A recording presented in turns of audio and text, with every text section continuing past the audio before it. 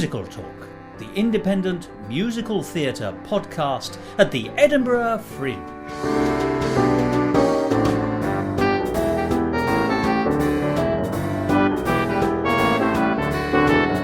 Hello and welcome to Musical Talk. I'm Thos Ribbits, not to be mistaken with the 7th century King Edwin, after whom Edinburgh is sometimes thought to be named, Edwinsborough. Although, I have to say, particularly on dark nights, I do look a little bit like a man who died 1400 years ago. We'll let that pass. Now, they do say that comedy is all comedy's all in the, it's in the, comedy's in the, timing. And with perfect comedy timing, Musical Talk starts its review of the great musicals that you could have seen at the Edinburgh Fringe this year, 2012, on the very day after the Fringe finished, because it runs for 3 weeks and ends on the Bank Holiday Monday. And today, the day we broadcast, is the day after that. But don't worry, because if you missed the opportunity of going to the Fringe this year, and remember it is the biggest arts festival in the world, and musical theatre is hugely well represented there, both in its new written forms and some of its more classic shows being revived, then you can relive that, or make up for the absence in your life, and there must be a massive hole where Edinburgh doesn't fit, by listening to the next few weeks of Musical Talk, because we're doing what we always do, which is having a run of episodes dedicated to those shows which were available to be seen up in Edinburgh. And over the next few weeks you'll be hearing from a plethora, good word that, a plethora of actors, composers, lyricists, musical directors, choreographers and producers, as well as all manner of other people involved in shows. And so we'll be looking at all manner of musicals, new and old, from all manner of angles. So there should be something for everyone. And of course the thing about these Edinburgh interviews is that they aren't so very long in most cases, so if there's one you're not finding interesting, hang in there, because there'll be another one along in a few minutes. And it won't just be my boring old voice droning at you through your earphones, because Sandra and David, other Musical Talk presenters, were also up at the Fringe making recordings, and so over the next few weeks you'll hear episodes including their wonderful dulcet voices and their personal insights into what was going on. And not only that, this year we're trying a new thing as well. We are going to be theming most of our Musical Talk episodes about the Fringe. So it won't just be a gander bag of any old stuff, a potpourri, a lucky dip, a random selection, a miscellanea, a hotchpotch, a cold collation buffet. I've run out of words. It won't just be a random selection of interviews. They will be in some way connected by a theme. It will, in one or two cases, be slightly tenuous, but that's the way thematic episode scheduling works. There's a trick of the trade for you. And finally, because we're going to be on for the next few weeks, and the Fringe is not everybody's cup of tea, although I weep for you sad, soulless characters for whom that's true, but in order to make sure that these episodes are of interest to everybody and reflect what's going on in musical theatre, we will also be including a few items about current musical theatre going on elsewhere as well. So it's going to be a real magazine programme over the next few weeks. But let's start with today's. And to begin with, I can hear you screaming at me with the question, but what's the theme for the first episode?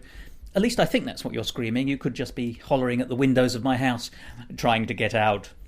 Well, today's theme is going to be, quite simply, the cream of the Fringe. Best in show, if you like. Because the shows we're going to be talking about today were all 5-star productions, or, in one case, our pick of the Fringe for 2012. I'm not going to tell you yet what that is, but you will be hearing music from it, and incidentally, there'll be songs throughout the next few weeks' episodes from various shows. But this episode looks at some of the 5-star shows, not all. There are others scattered around in the next few episodes, but this is just a collection of some of the best. And these shows are extremely diverse. There's brand new Edinburgh shows, established Edinburgh shows, established Broadway shows, and a showcase of two of the greatest British composers ever, Ivor Novello and Noel Coward. All human life is here, and so is approximately a century of music, because Ivor Novello had his first hit in the First World War. So, what are we going to hear today? Well, let us start, as they would, on Sesame Street. because the first item on today's programme is going to be brought to you by the letter B. In this case, with the words the 25th Annual Putnam County Spelling in front of it. Yes, that's right, because the first show we're tackling today is William Finn's modern classic, the 25th Annual Putnam County Spelling Bee, which came to Edinburgh in a 5-star version as far as we were concerned. Let's hear from the people behind that. Musical Talk. I'm Alex, and I founded Patch of Blue Theatre 3 years ago, and I'm one of the directors of Spelling Bee, and this is Caroline. I'm Caroline. I'm also the director of Spelling Bee, and we're also both the producers of the company and artistic directors as well. And yeah, we run the company. We run the company together, and we have another producer, but it's essentially just the two of us, really. Mm. So the 25th Annual Putnam County Spelling Bee. It's a cultish musical in the sense that it's well known, but it's not well known in wider public circles. So in some senses, that's a little bit of a punt. Why did you pick it? How did it come to your attention? The Dress Circle shop, which is sadly closing. I think has now gone. Has it now? Last weekend. Dear. Last weekend, yeah. That's Went with really the Olympics, terrible. I found the soundtrack in there years and years ago, and I thought it was such a crazy idea for a musical. I had to buy it and I had to find out, and I listened to it and I absolutely loved it. And we've been pursuing the rights for quite a while now, but obviously we couldn't have them until after there was a London performance. So this is the one at the Donmar Warehouse. Just the one at the Donmar Warehouse. February. And then as soon as that happened, we started pursuing the rights, and we wrote to William Finn, and then eventually got the professional rights sorted through Joseph Weinberger, and it was fantastic to be the first production outside of London since and then that's been a great thing to be able to sell the show and encourage people to come along. It's something new. We've had quite a lot of American people we've met who know it really, really well, but most British people haven't heard of it, so it's really nice being able to introduce people to something and something we're so passionate about as well.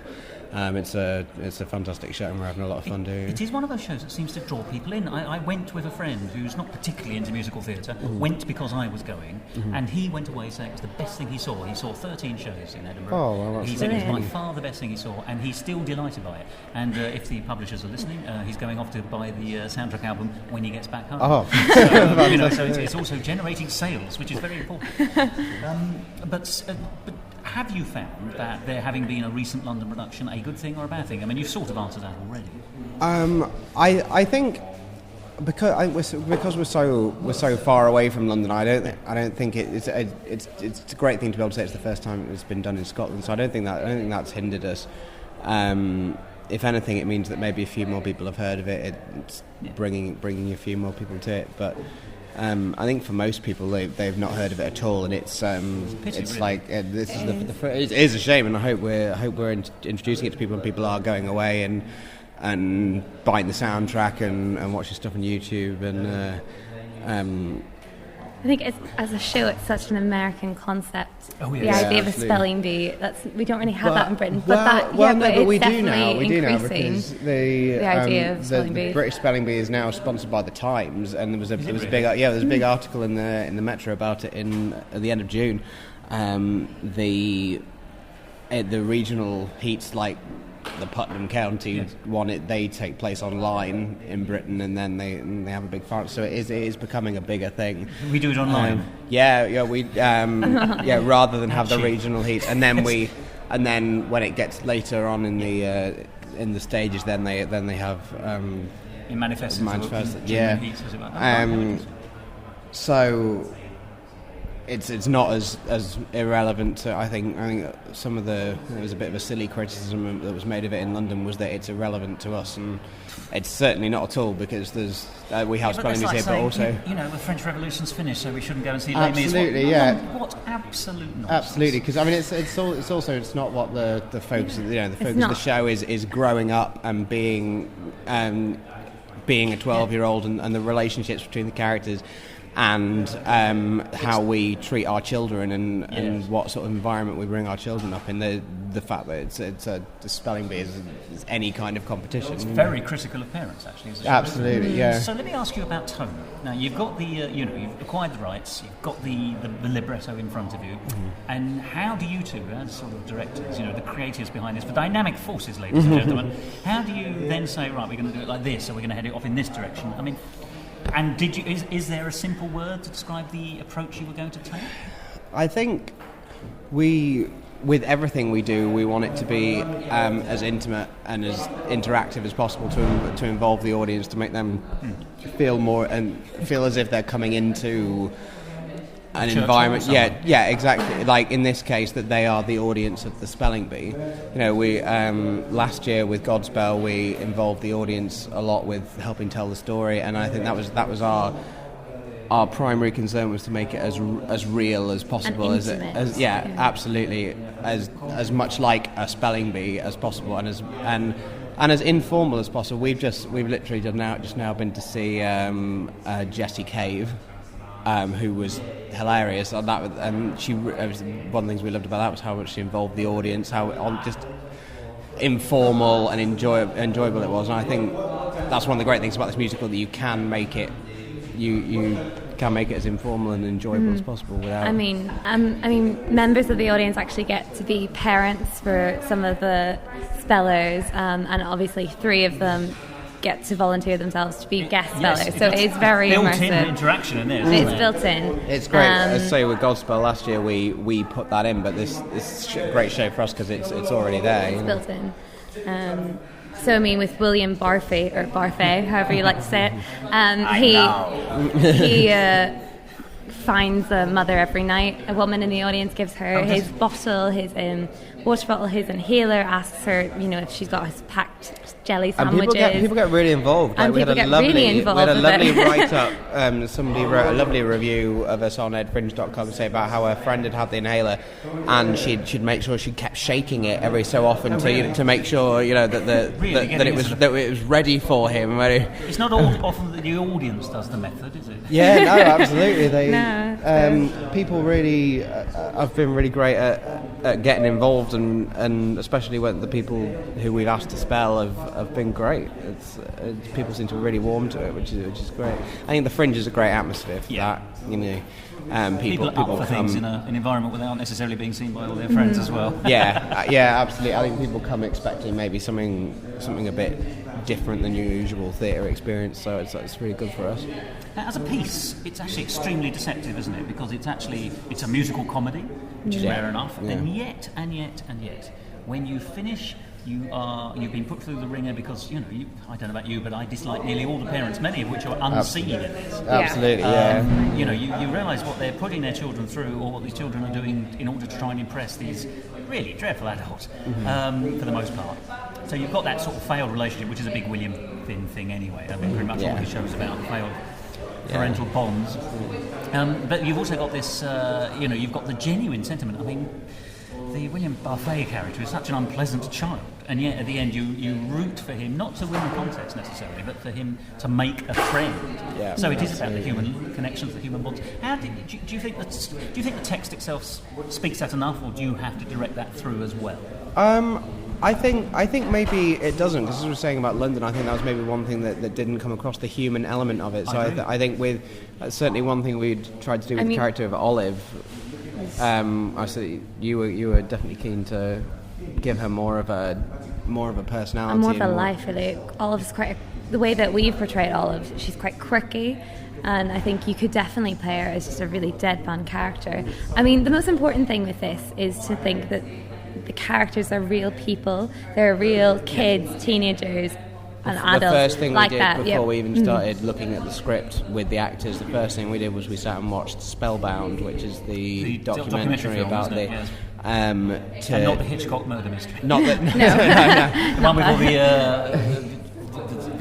surrealist imagery. So yes. To make sure they realise that these aren't just characters in a musical; these are very, very close to the real children that participate in the spelling bees, and what we were doing was portraying something that maybe certainly here in the UK a lot of people wouldn't have experienced. So it's quite an important thing and not something to be taken lightly. So, but I think they all have qualities that everyone can relate to. Yeah, absolutely. I think just how shy and introverted Olive is as a character. I mean, I was definitely like that when I was younger. You know, I think they definitely we really tried to emphasise just how real they should be playing the character. It's funny actually because they are transferable even in a non-direct sense. By which I mean the Leaf Honeybear character, who's the sort of he's the 17th son, isn't he, or something in an enormous family of New Agers by the sound of it. Yeah. And he turns up in handmade clothing, and that is not something that's very British, although we're aware of it from our Hollywood knowledge. But in fact, actually, it's all summed up when he says, "I am a gentle boy." Yeah, and suddenly you know yeah. exactly what kind of boy he is, and you do know that he's a gentle. There's no other way of putting it. I have a gentle personality, which is anathema to my more aggressive family. Yes. And again, he's homeschooled, which is something we have a lot of here as well. So I think it's definitely transferable into everybody's lives. So definitely we can relate to the characters. I think, which is. How did your cast respond to it? Because you've got to. I'm going to say this isn't meant in any way negatively. It is a youth cast. They're all very young. They're all in their early 20s. Which of course age this production because most of the characters in it are young. Mm-hmm, yeah, they're playing under their age, aren't they? Really, but. Did they bounce at the opportunity? Did they say this is the best thing ever? Several of them were aware of it already. Particularly Ross, who plays Leaf. It's one of his favourite musicals, and he's wanted to play this character for a very, very long time. So he came with his hair, especially to be tousled. Yeah, and I think certainly after watching the documentary and realising that what we were trying to do with it, I think they've all been very enthusiastic and very, very on board with it. We had a lovely review that I think it was from the stage that said it was nice to see the company, the actors supporting the immersive idea and the improv, and about two thirds of them were involved in Godspell last year, so they knew exactly what they were getting themselves into when they were coming back with us this year. They knew it would be interactive and there'd be a lot of improv required, and they just throw themselves into it. They're fantastic. We're very, very lucky, I think, to have such talented and dedicated people.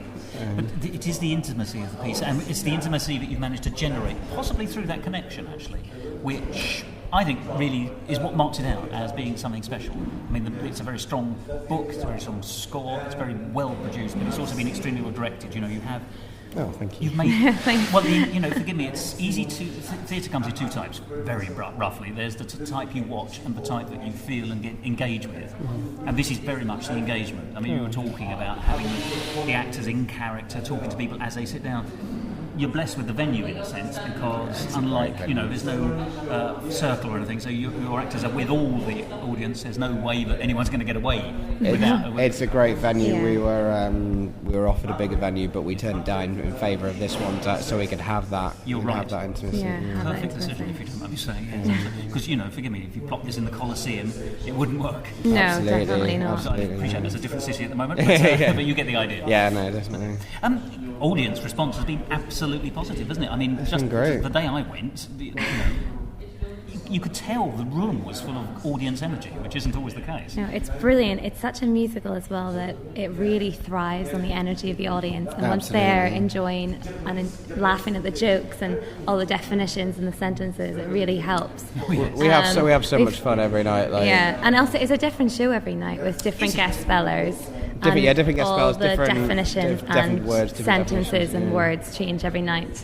So do they really? Yeah. Okay, and who is there a list from? Is there an official sanctioned list? There's a list in the back of the script. We've made up a few of ourselves, but there's an official list. Yeah, you are encouraged to make up and for it to be as current as possible. We've got the obligatory 50 Shades of Grey reference in there. Indeed, that's right. When describing one of your guest spellers from the audience. Yeah, his favourite book is 50 Shades of Grey, which always generates a massive laugh. And where the usual word pronouncer is, so we've had all sorts. We've had the Olympics, and you're encouraged to use those words, but to also create your own and make it as topical as possible. Mm-hmm. So, and we've been overwhelmed by the response. I mean, last year, if we had 35 in our audience, we would count that as a fantastic day. Now we're pushing, 100, over 100 is. And we had Anthony Rapp in last week. Did you now? As a guest speller, which was brilliant. We got him up to spell lease. Yes. with the definition. Yeah. The sentence was, how are you going to pay? How are you going to pay? How are you going to pay at last year's lease? Which I think he cringed a little he bit. He did cringe, but he was very up for it. And did the audience get the Yeah, I think so. Yeah. There was quite a gasp amongst them when they realised who was just sat amongst them. He was very, very kind. It was brilliant. And afterwards, he came and talked to us, and he just said about how we got the balance right between the hilarity and the real characters. And he said, we definitely there was a lot of heart to it, and for us to hear that was amazing. From somebody because who knows what they're talking about. And we've been there and done that. Yeah, definitely. And we thoroughly recommend his show as well. Oh yeah, he's got a one-man show called Without You at the Fringe this year, which is phenomenal.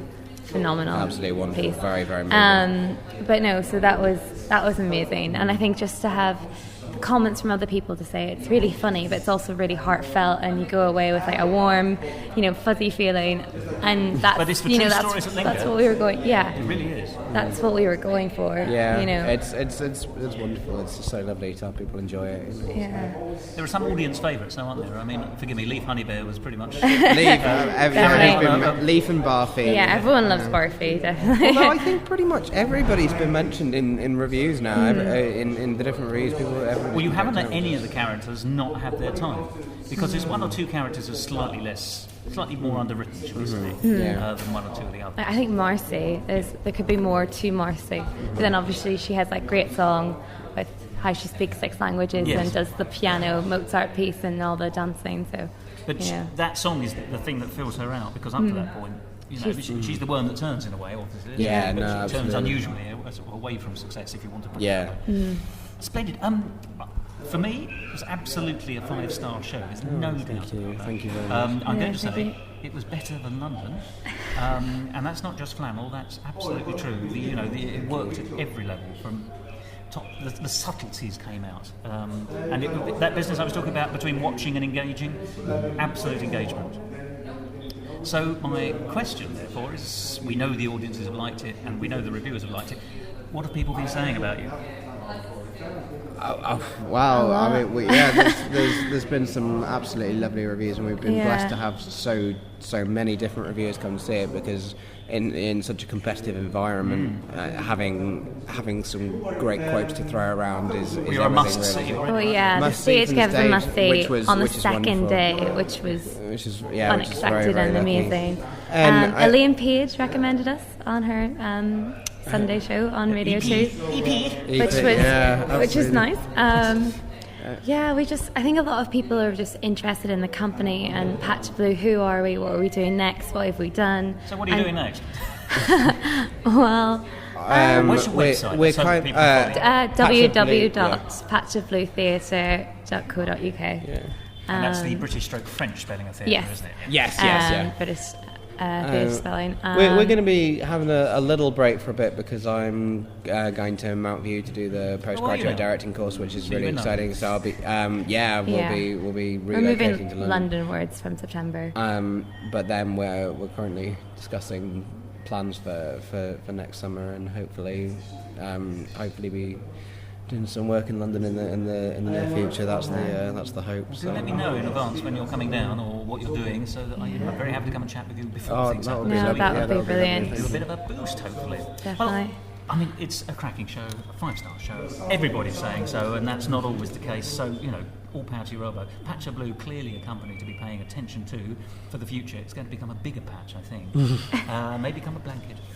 Well, I look forward to speaking to you again, and certainly seeing you in Edinburgh next year. I look forward to seeing what you sort of pull out of the bag. Bigger and better and bolder, but still intimate. That's what I want to hear.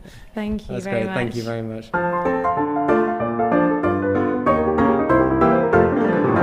Musical Talk. Well, there we are. That was Alex Howarth and Caroline McCaffrey, and that really was a 5-star show. It just couldn't really have been better. And as I said in that interview, it was better than the London production. And I enjoyed the London production immensely. But this had an extra edge. It was so much more intimate. It was so much more all-encompassing in its vivacity. As I said on Twitter, where, as you know, the number of letters you can use is limited, the 25th annual Putnam County Spelling Bee at Sea Venue has a long title, so a short tweet. 5 stars, just superb.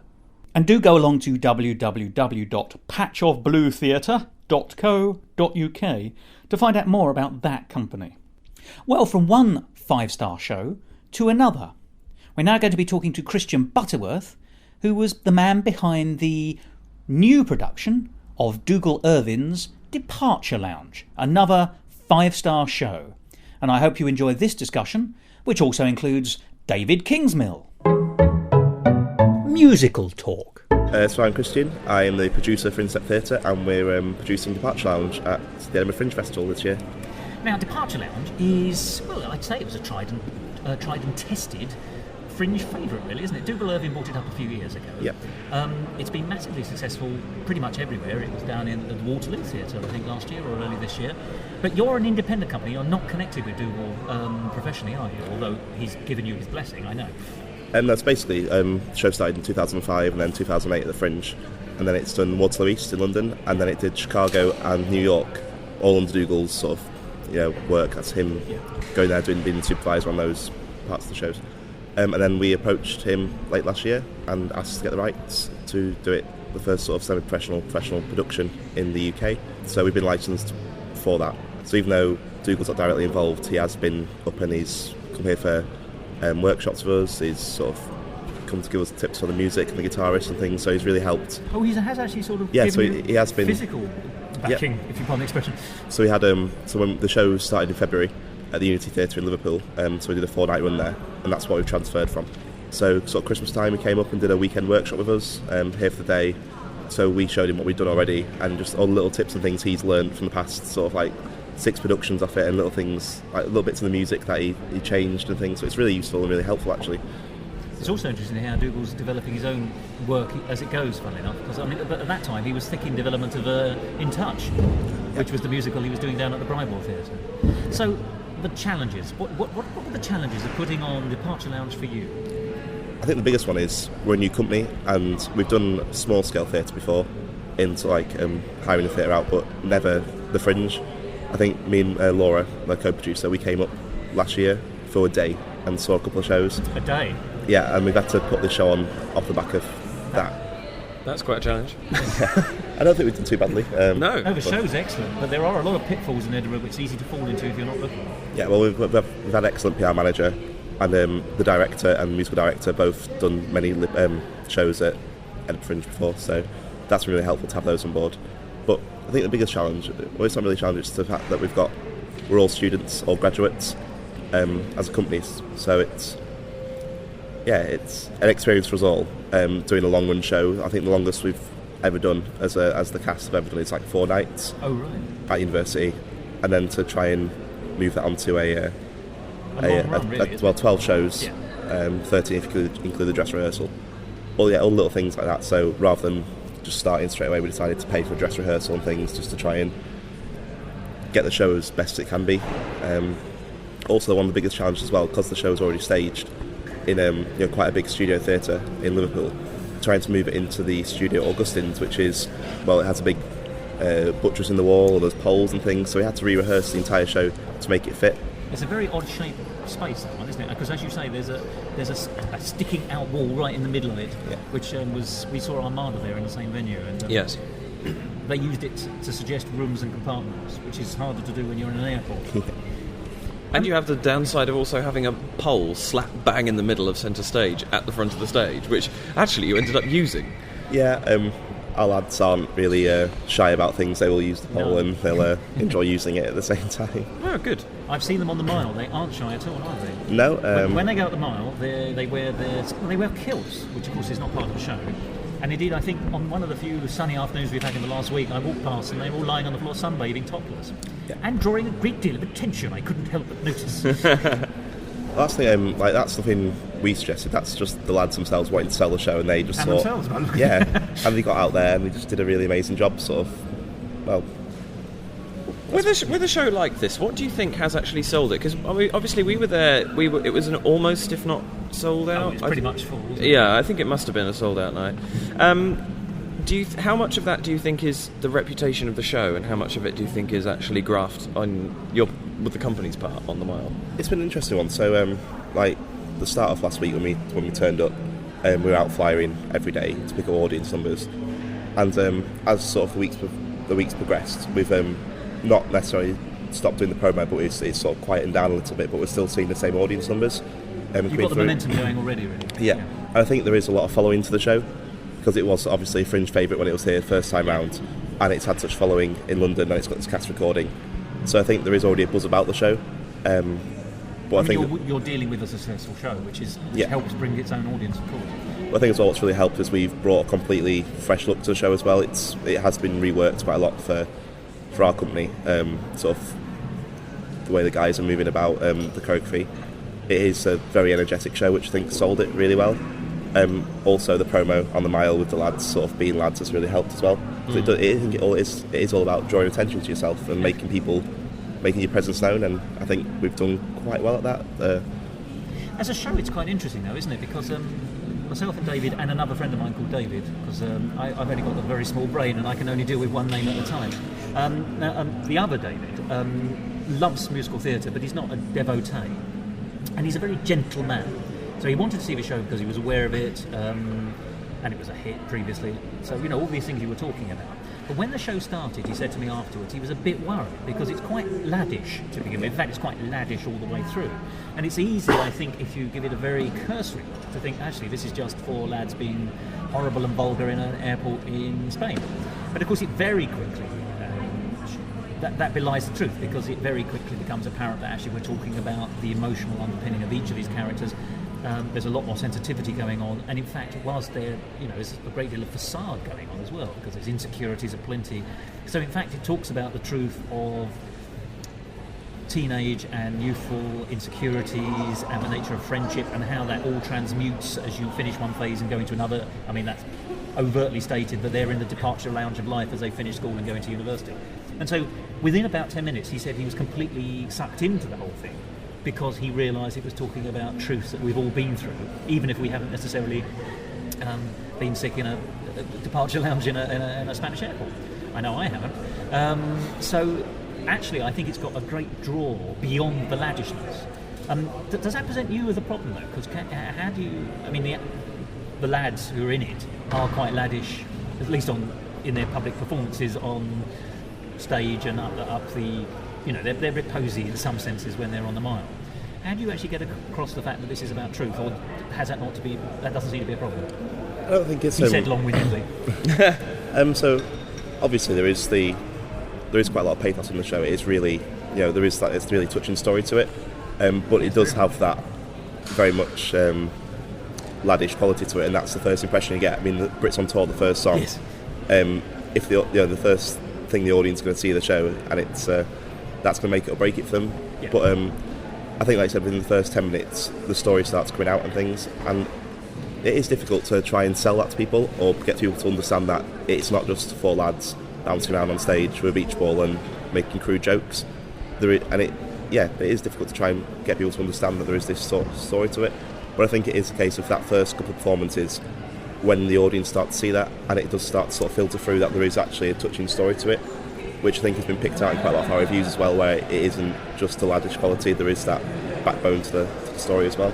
Do you spot something in the audience? Do you spot the moment when the audience sort of realises what's happening? Can you detect anything like that? Or? Yeah, I think from like The Secret Part 1, Jordan's first song, I think that's when you sort of see the audience stop, rather than laughing at what's going on, to sort of pay more attention and sort of, sit back a bit and be a bit more comfortable with the material, because it's not just an offensive show. The depths are starting to be uncovered, and yes, because it does. It's layer upon layer upon layer, and into relationships. I think as well the story is very topical for quite a lot of the audience we're targeting. We tried to target sort of 16 plus, and it is like university, leaving sixth form, going to university. Everyone has this holiday, so I think a lot of people can relate to it, and they can understand sort of the emotional turmoil within the show. I'm 112 and I also did the post A-levels holidays, so it's I can remember that. My memory's still intact, so yes, you're right. I mean, although it feels very young and very vibrant and very youthful, the truths it's discussing, I think, are universal, actually. Yeah. Unless you're 10. I mean, well, you haven't got there yet. Let's talk about music.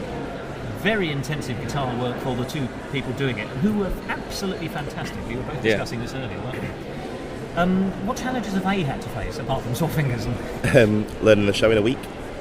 Well, so basically, when we did the Liverpool show, we had 2 guitarists who were third-year graduates, and obviously their work commitments, they couldn't commit to going to Edinburgh with us. No. So we did find the new guitarists, and they had the music, but they came in, so they'd had the music beforehand, but because the way the show's cued and the way the music works in the show and all the pauses, all the little things we've added in which aren't scored, they came into the re-rehearse week, which was just 6 days, and learnt it from there, and they've been amazing. They have. You can't fault them. They've, again, learned the music so quickly, carrying guitars around all day. We come into Edinburgh about 2 o'clock in the afternoon, and we're here right through till 1 in the morning. They're doing promo slots every day. I think 3 occasions now after Spanish hospitality, one of the guitar strings has gone because it's just being played so hard, sort of thing. But everything about it, I think the biggest thing for guitarists and the biggest praise is just how well they fit in with all the cast, and they understand the show, they understand the music, and they understand where the guy's trying to go with it and where the director's trying to go. And the MD as well has been brilliant with that as well. I don't think any of us would realise they were a late graft onto the production. No, not at all. They look like they've been with it for ages. But it just shows professionalism, sort of thing. They've come in, they've learnt the music, and as you say, all the dramatic pauses and stuff business. Because a lot of things are, they're waiting for the applause, they're waiting for the cast to decide they're ready to carry on with the music. So it's just the case, they're just on it. I think that's the only way to describe it. They just know what needs to be done, and everything they do is just delivered with such professionalism, which is brilliant. How did you go about finding them? Because obviously you need 2 damn good guitarists to play this show. And 2 guitarists who can know how to work with each other as well. Yeah. Because, forgive me, it's a real symbiosis. It is. The sound comes out as a united sound, even though they're doing different things. Well, I think, the company, Instep, we are all graduates or current students at LIPA in Liverpool. Yep. But, so they're found from LIPA, so everyone working on the show is from LIPA, so it's... Oh, okay. Again, it's not, with a place like that, it's not hard to find the talent you need, but it's finding the talent with the commitment, and they have committed. They've come up for 2 weeks. Our guitar 2, Kobe, he flew over from Switzerland. Oh, really? Because he was home for summer. So there is a lot of commitment involved, and I think it shows with all of us from being from the same university, we all have that same drive to produce something that of a high quality. So we all work as if it was a set show or something we want everyone to enjoy. So I think. I've got to ask you this question about pacing, because obviously you're a late night show.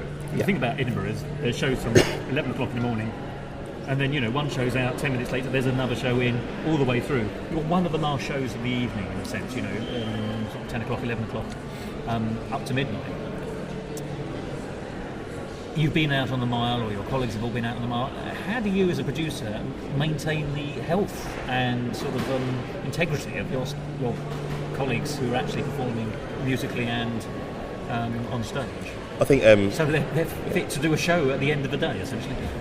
Well, I think the biggest thing we faced when we came up here was the 10:30 slot, because we chose to bring the show here a little bit later than everyone else planned their shows and things. But we took it because everyone said, the slot will be fine. But then, it's a great late night show. It's a very good show to finish a day. Yeah. But the problem is, it is exactly how do you promo? Because we live quite far out as well, about 20-30 minutes on the bus out. So how do you get in, promo, bring all your stuff in, and then do a show? Yeah. But we've done it quite staggered, so it's all... Stagger is the word, right? So we usually start about 3 o'clock, and we do an hour and a half, 2 hours of flying or laying on the mile, just getting attention.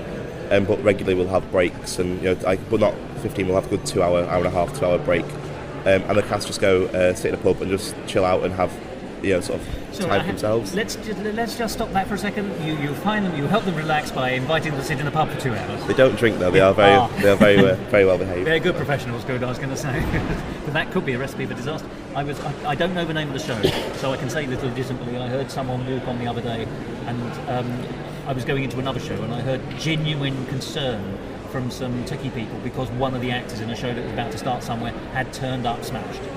But as long as that hasn't happened to you, you're fine. Exactly. It was a different venue, by the way. But as well, the musical director has hammered it into the cast and us to make sure that they always do a really sort of good 10-15 minute vocal warm up and things, and a physical warm up, I guess. Yes. As you say, there's leaping around each other and bouncing off chairs. Yeah. And pole work, as you say. No, it's very well. It is very rehearsed sort of thing. They know exactly what they're doing. some nights there's a little bit of variation, they'll try something different.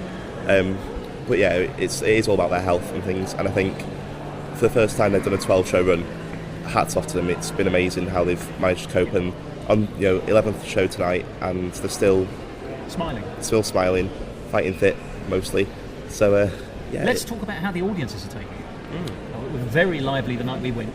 Real positivity in the audience, and that must be pleasing for the cast. 9 times out of 10, audience love it. Standing ovations, brilliant. Some nights, we might have sold the show to the wrong audience sort of category. It's demographic favourite, isn't it? Yeah, a little bit. So the other night we had quite a dead audience. Through no fault of our own, we don't think it was the same show. You don't vet them. But you can't sort of monitor it. It's so again, it maybe makes us a little bit downhearted. Like, did the audience? What did we do differently, or why didn't the audience enjoy it? But then come back the next day, smile on our faces, get into the venue. Next audience come in, full house, absolutely loving it, standing ovation again. So it just sort of shows that it is two sides. Some audience are just going to hate it, or not hate it, but aren't going to either find the pathos or find the attraction to it that others do. We've only had a couple of walkouts. You've actually had a couple of walkouts? Yeah. Mainly, 2 reasons. One, from the heat from the venue, because the venue is very... Yeah, it was... Welcome to Edinburgh 2012. Right. We've all lost weight, it's marvellous. And a couple of people who've just sort of maybe come to the show and not realise what the show actually is. And it's just totally different from what you're expecting. Yeah. I mean, we try to sell the show as well as we can on our flyers and our promo. We say it's 16 plus and things, but still you can never decide until you get there if you're going to enjoy it.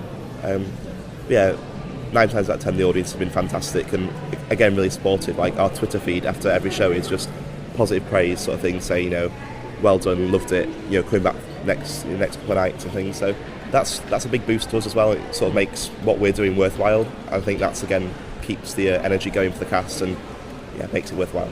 From our point of view, we discussed it after the show, and we thought it was absolutely a 5-star show. Yeah. Exhilaratingly buoyant, I thought, to be honest. Definitely. Would you not say? Yeah, absolutely. It made me tired and alive at the same time. I was shocked. We'll write that down for you if that's going to be any good to you. I mean, I know you're at the end of your run now. That'd be brilliant. Just nice to have a good archive. Nice to put it on the website as well. No, we'd had a good evening that evening. Definitely. Yeah, so it was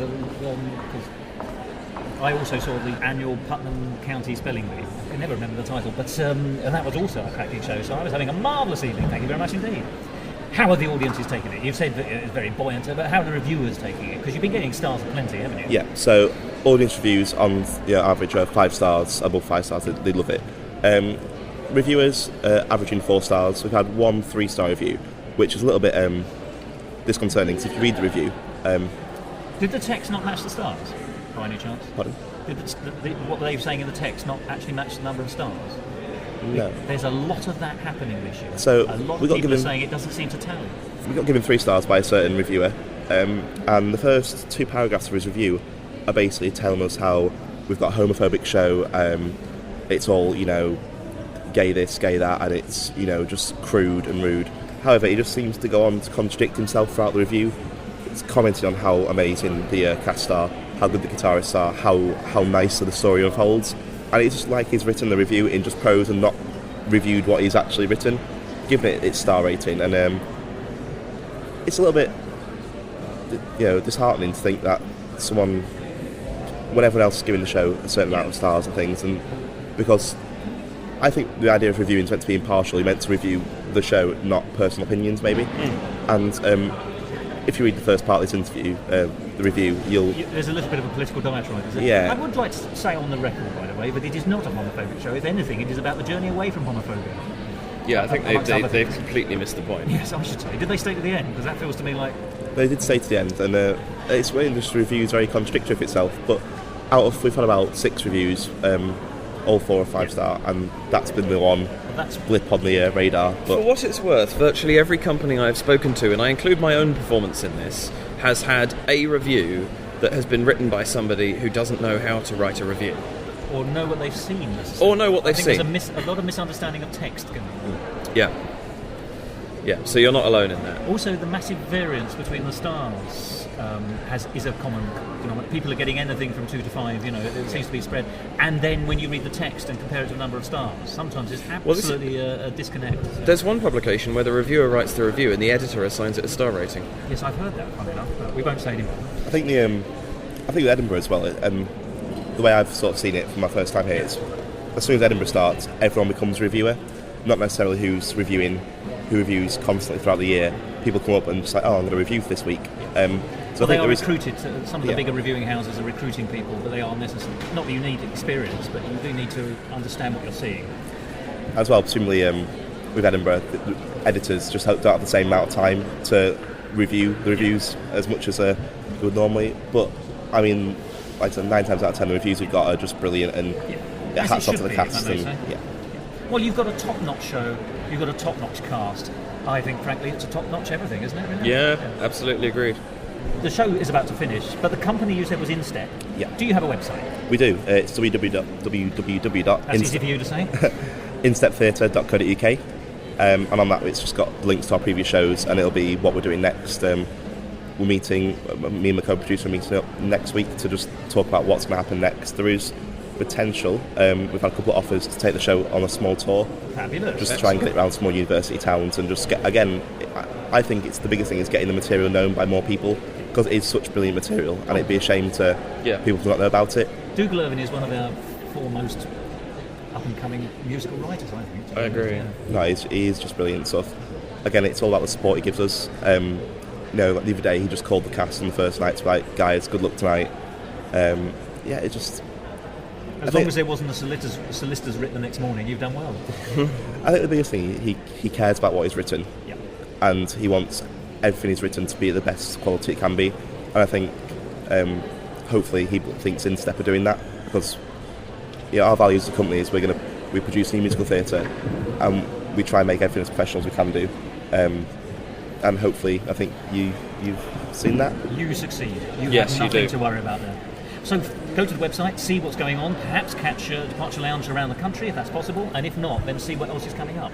So I hope that we see you again next year, Christian. Thank you very much. I have to say, with this track record, you better be good, but I'm sure you will be. I have every faith. You're listening to Musical Talk.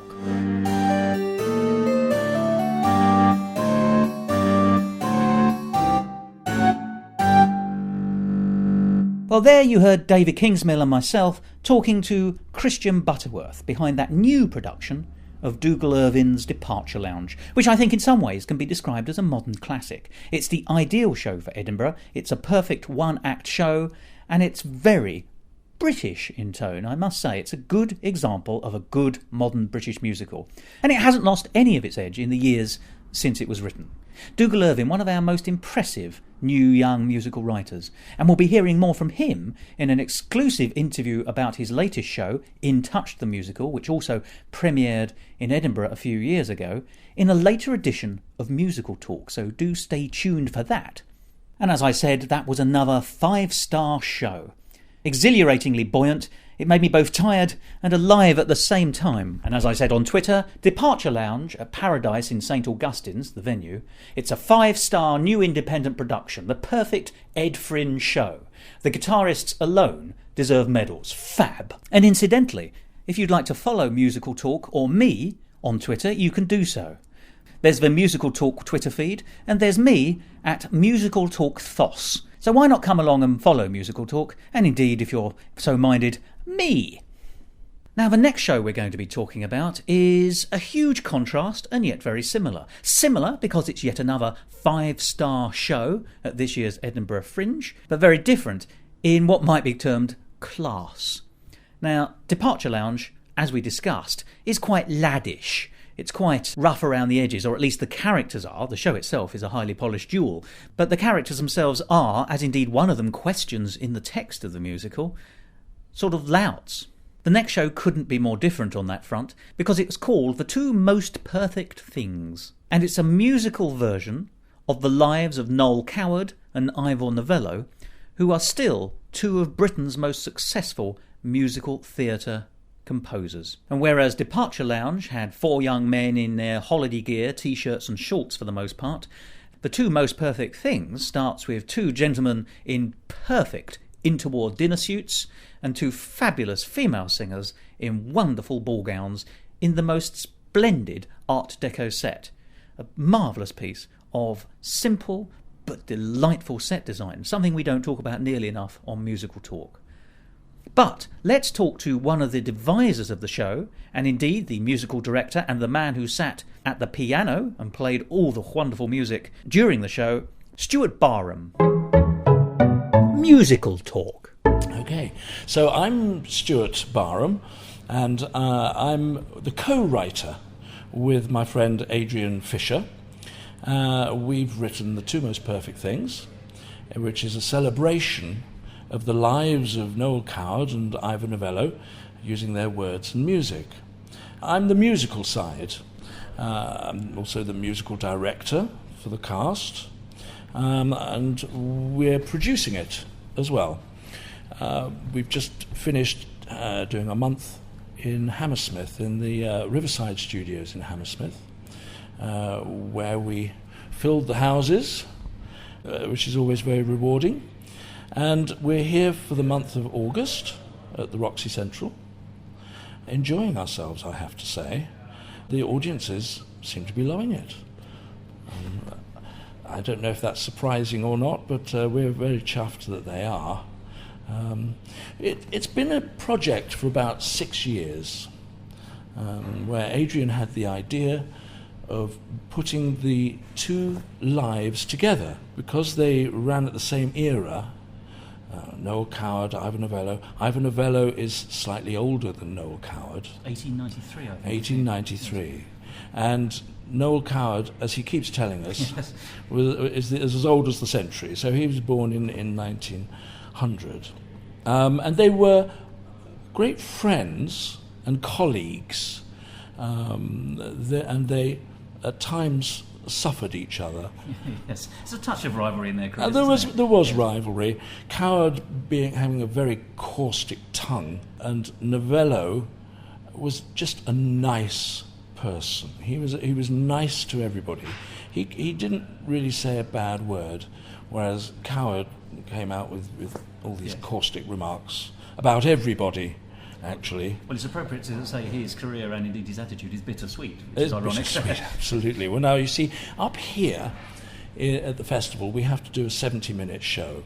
The full length of the show is actually a 2-acter, and we have an interval, and we put bittersweet. We put I'll See You Again in the full length show. We actually have that, but here we've had to reduce it. I mean, you can tell me if it works or not. It does, absolutely. I mean, so many shows in Edinburgh have to be reduced down from their original length, and the secret is in the editing. But this worked perfectly. There didn't look like there were any obvious gaffer tape-filled joints, if you get my... We have a marvellous director in Richard Digby-Day, who's a man of the theatre for many years, I have to say. Don't tell him I said that. But and he has great experience, and we're very lucky to have him. He, with Adrian and myself, and also our choreographer, although don't tell her she's called a choreographer, she likes to be called the musical movement person. But all the movement on the stage or any dancing was done by Sheila Irwin. Actually, there's beautiful fluidity in it as well, because there are set poses for each of the 4 performers when they're in repose, as it were. And in some ways they're very stylistic of the character they're representing. And then there's this immediate fluidity into the song and the vitality, once again, of the pieces being portrayed. Well, we hope it works, and we hope that we've chosen the music that takes the story along. I mean, all these songs are iconic songs, and placed in the certain place that we put them. I hope that they work to help tell the story. They underline each nexus point quite nicely, actually. In fact, that's good. Can we talk about the selection of the songs? Yes, indeed. Both have an enormous songbook, Coward and Absolutely. Novello. Too many ever. Both of them. Well, it's more from Coward. Yeah. More from Coward. In fact, Novello. There's only one songbook of Novello's that's published. Oh, really? Yeah, and just the great waltzes and just a small number of songs are actually published. He suffers for that, I fear. Sorry? He suffers for that because yeah. Historically he's seen as a little bit...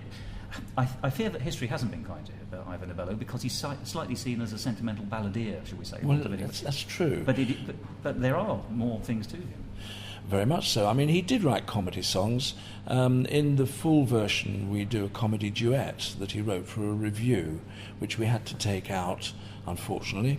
What was it called, just for the record? It was called What Do You Mean? Oh, jolly good. And it was about a lady that was on a dance floor that was trying to get off, basically, in modern terms, trying to get off with this man who turned out to be the waiter. Oh, I and see. so is it, Yes. but it's a comic duet. But I found that in the archives at French's publishing house, Samuel French's, in London, and I had the privilege of going down and seeing boxes of music that hasn't seen the daylight for many, many years. Well, you're a bit of a Novello explorer, aren't you? Isn't that right? That you, Well, through this I am, yes. In fact, I was brought up on Novello. My mother, sitting on my mother's knee, I used to sing while she played the piano, and Novello was always a favourite. And she started as well, actually. Well, exactly, it You're was, in the funnily footsteps. enough. But she adored Novello and went to see his shows and was always keen on telling me, and so we sang Novello's songs. And also, well, actually we sang Coward songs as well. I remember growing up, we all did theatrical things and the family and what have you, and we did Coward songs, performed little Coward songs and what have you. But it seems to have followed me around.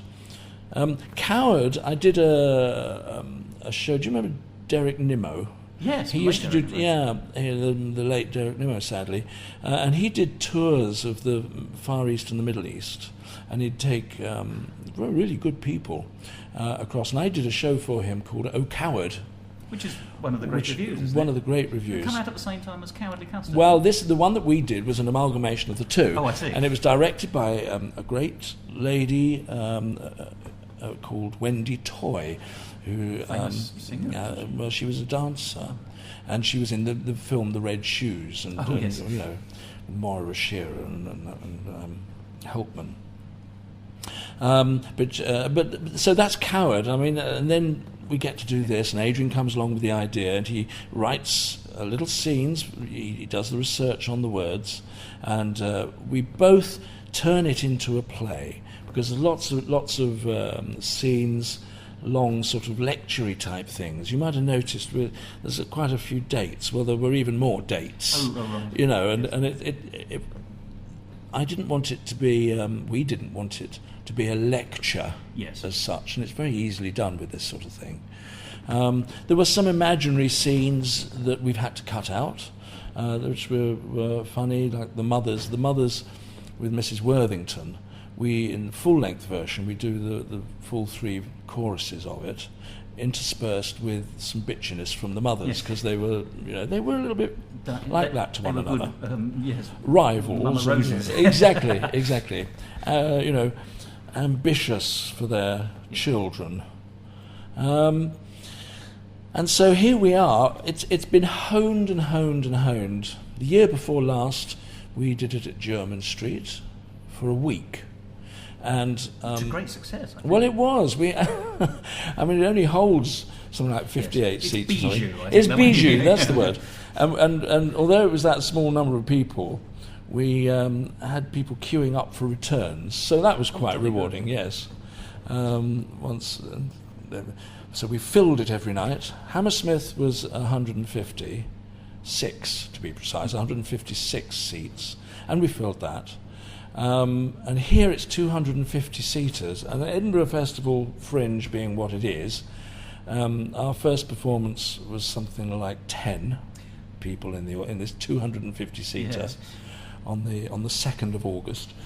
But luckily they've been going up. Now, you were there today, and you will have seen, I don't know, we had something like 40 people in. Yes. And it was a lovely audience today, I have to say.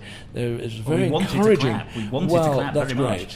much. Part of the a criticism that we've been told is the way we've been directed is to push through, and so that the clapping doesn't interfere with the story of it. Well, Otherwise, actually, it becomes I think you picked bitty. it right, because in a way, I think everyone in the room understood there are time constraints, which is the other thing about Fringe. Oh, well, that's true, exactly.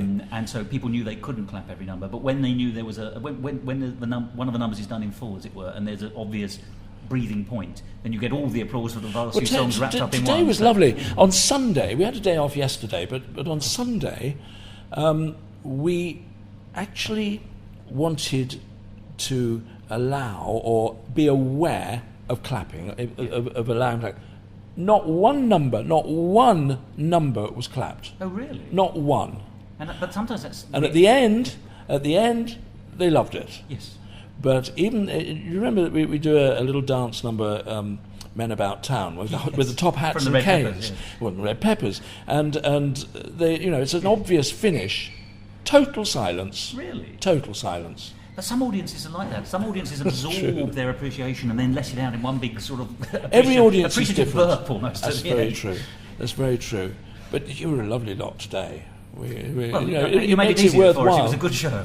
Well, you're kind to say that. I'm pleased you say that. Has it changed much as it's developed over the years? Not just, obviously you've had to edit it for Edinburgh, but are there things which have really worked? Are there any surprise songs? Because I love the mix of the fact there are some of the well-known numbers, Waltz of My Heart, and Talent from Muse and all this. And they should be Love there. Overall, yes.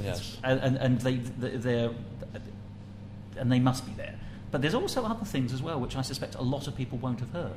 So it's a lovely little balance. Absolutely. Or not know so well. I'm just trying to think of one of the ones. There must be something in there that. Mother Came To is a comical one from Novello, which Jack Buchanan sang, and which Darren, I think, does superbly. I must say. I mean, each of them in their own way. They're a contrasting cast. There's Maggie, Margaret Priest. She sings as, and in fact Nova Skip. She has. They both have beautiful voices, very different voices, but beautiful voices, and the music that they've had to sing, I think, suits them. Darren doing Novello, Adrian doing Coward. He's got that look, by the way, if I may say. He does. Adrian, they say that a lot of people have said that he's a lookalike. He doesn't see it, and I don't see it. But if everybody wants to think that, I mean, fine. It's not a lookalike, but he absorbed. There's the personality. He does the radiates character across. of it. Yes. He does the character of it well. He really does. And he's great. He's an opera singer.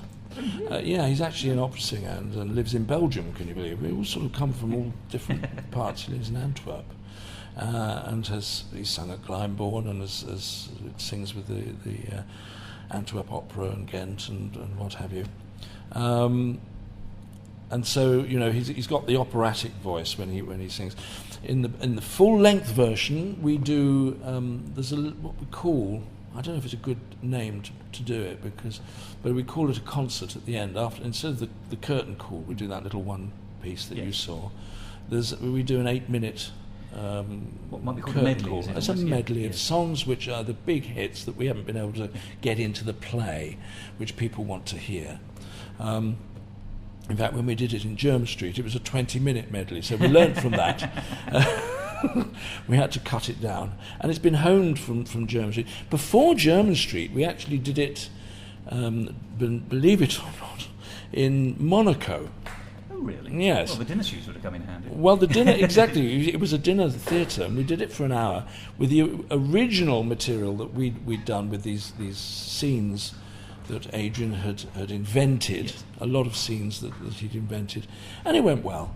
And then we got Richard Digby-Day on hand, and he said, cut that, and he went for the factual thing. It was right to do so, and I think we all agree with that, although the scenes that were cut were fun in their own right, but they needed to be cut to get it to what it is. It's a refocusing. It's not because it was good or bad. It's a refocusing. You're absolutely right. Absolutely right. And we didn't want a load of how can I say it politely, rubbish, put in the way of telling the story. have you spotted anything in your audiences, if you don't mind me saying? Because I got a real sense today that people really wanted the Ivor Novello songs. And in a way, yes, because everyone, I mean, Noel Coward still has currency, let's be honest. Yes. And the recordings of him, and indeed others, not that there are enough, but there are, and somehow he still speaks more to the modern age. The music, yeah. I mean, even we've had youngsters in the audience and teenagers who really, that's not the target audience. No. I wouldn't have thought. But they go out and they feed back to us that they really enjoyed it. They didn't know either of these two men, and they learnt something. And can't say fairer than that. And that's great if we can get that music. Ivor Novello, the balladeers, as you say, very romantic. It's almost music. lushly romantic. It is lush. It is lush. He didn't write those snappy little Mrs. Worthington type numbers. He not didn't. the typewriter. Exactly, and it did. And I mean, I'll let you into it. Well, it's no secret whatsoever, but Novello never wrote a single word. He wasn't a lyricist, was he? He wasn't a lyricist. So it's all melody for on his part that made the song. The words alone wouldn't carry on their own. It's what he did with those words melodically that make the song. Whereas Coward, you could see, there's printed books of Coward's lyrics without the music, and they still stand up. Is that Barry Day's collected? He has, yes, absolutely. And it's great. But Novello is sort of, Radio 3 had, if I may mention Radio 3 on your programme. Oh, we're very we like Radio 3. Radio 3 had Novello as Composer of the Week, just either last week or the week before. Oh, I missed that. What a great pity.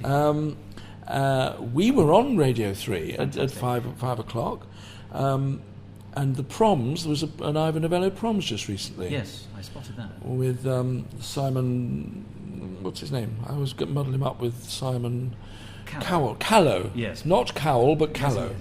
Yes, don't tell him I say that. But, yes, there is.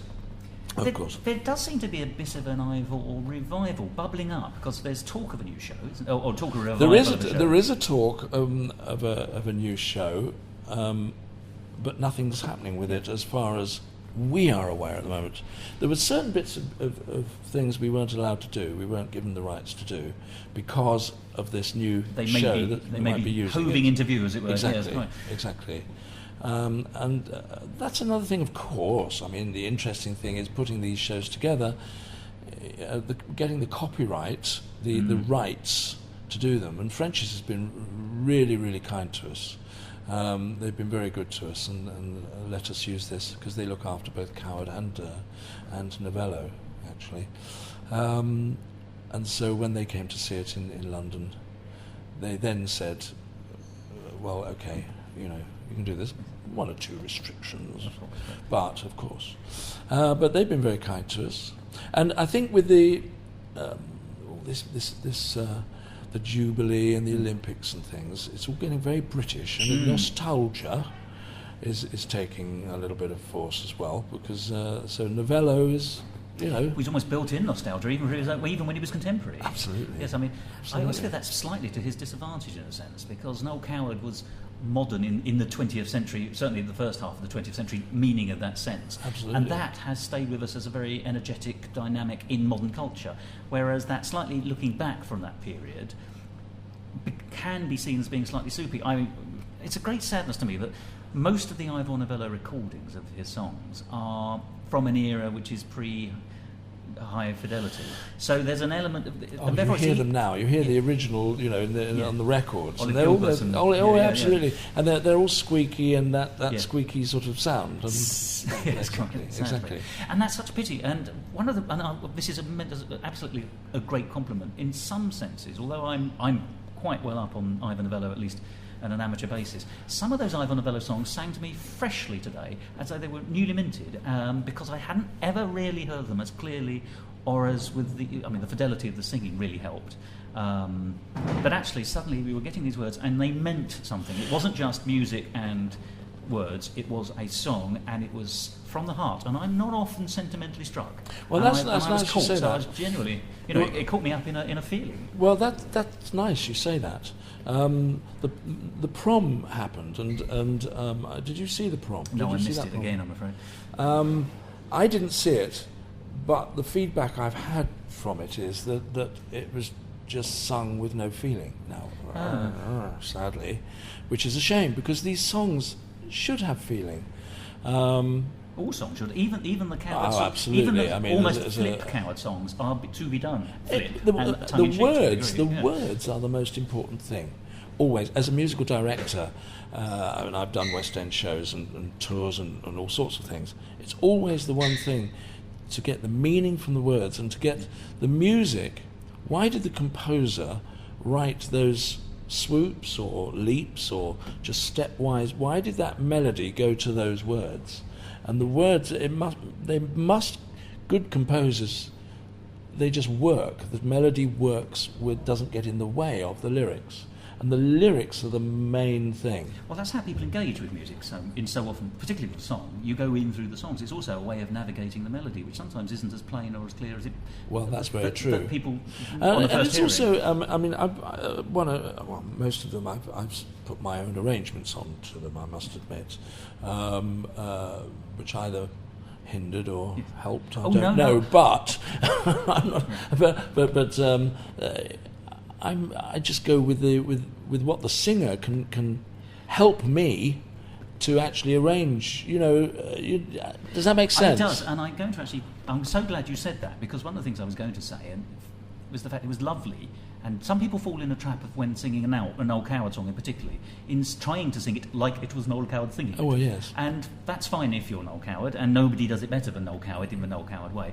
But those songs are bigger than that, and they're stronger than that, and they could be sung by people with all manner of voices. Absolutely. And your singers today, including the gentleman actually playing Noel Coward, didn't sing it like Noel Coward would have, and yet those songs were as beautiful and as meaningful as they were meant to be. And your orchestrations also weren't, I'm not going to say hackneyed or tired, they weren't the known orchestrations. I put my own slant on them. Yes, but I think, any song that can bear reinterpretation is a song of note. It's a classic song, whatever that slightly hackneyed term means, but it means it's not just for the moment. And I think that you, as musical director, as accompanist and a player on the day, and your singers have together fused to make a beautifully fresh sound with classic material, which makes it sound like an album. But you know what I'm trying to say. Well, thank you for that. I mean, that's nice you say that. That's it sort of works, and for me, that's great. That's great. Absolutely did. That's great. There's one song, Someday My Heart Will Awake, that Nova sings. That is a waltz, which is an Ivor Novello, and it's an Ivor Novello number. Nova's Novella number. Sorry, what you say? Nova's Novella number. Nova's Novella number. Not easy for everyone to say that. Exactly. And that's a case in point, because I did the first part of the main chorus of that. For those technically minded, I did them in two. I played in 2/4, and she did triplets above it. So although it's a waltz above it, to give that feel of laziness, because it's really, she's singing about she's dreaming about her, and it's all very lazy, but to give that feeling, it's languid. That's the word I'm looking for. Well done. It's very good. I'm enjoying this. It's very good. And it just works, and then I go into the waltz halfway through it, but it seems to work. A thumbs up for using the verses as well as the choruses. And the verses, well, of course, they're so often missed. That's true. I mean, we've used several verses, not every verse. No, we haven't. And it's an art to sing a verse as well, because sometimes they don't work if you just sing solidly note for note. And you see something like another Novello song, the one we mentioned earlier, And Mother Came Too. The way Darren does it, he plays with the rhythm of it, plays with it, although it's steadily going on underneath. He plays with the tune, plays with it, and it works. Half said, half sung, Well, also, actually, I really enjoy the interpretation of that anyway, because the whole thing, it's one of those very unusual songs that revolves around a pun, partly. I mean, the resolution is a very clever pun. Yes. And Her Mother Comes Too. Well, yes. Yeah. Well, it is, yes. And he plays it to perfection, though, because he, as you say, he sings it and speaks it but he performs it. He's an actor singing it, and that really makes that song work. Whereas, this is no names, no pack drill, but I went to see a version of A Funny Thing Happened on the way to the Forum earlier this week, and to get it down to time, they'd taken out the entire score, which is a great pity. What? Yes, except for Comedy Tonight. But they sang it as a chorus number, and they therefore didn't set up the lyric, and she plays Medea later this week. They just sang it as though they were singing off a song sheet. So it didn't mean anything at all. See, it was very great pity from lack of interpretation. The complete antithesis of this is what we've seen today, where everything has been thought about and interpreted, and done so with clarity and wisdom. Forgive me, I feel I'm laying it on with a trowel, but I think we've got a fan in you, haven't we? I am rather keen, I must say. Oh, that's lovely. I really appreciate that.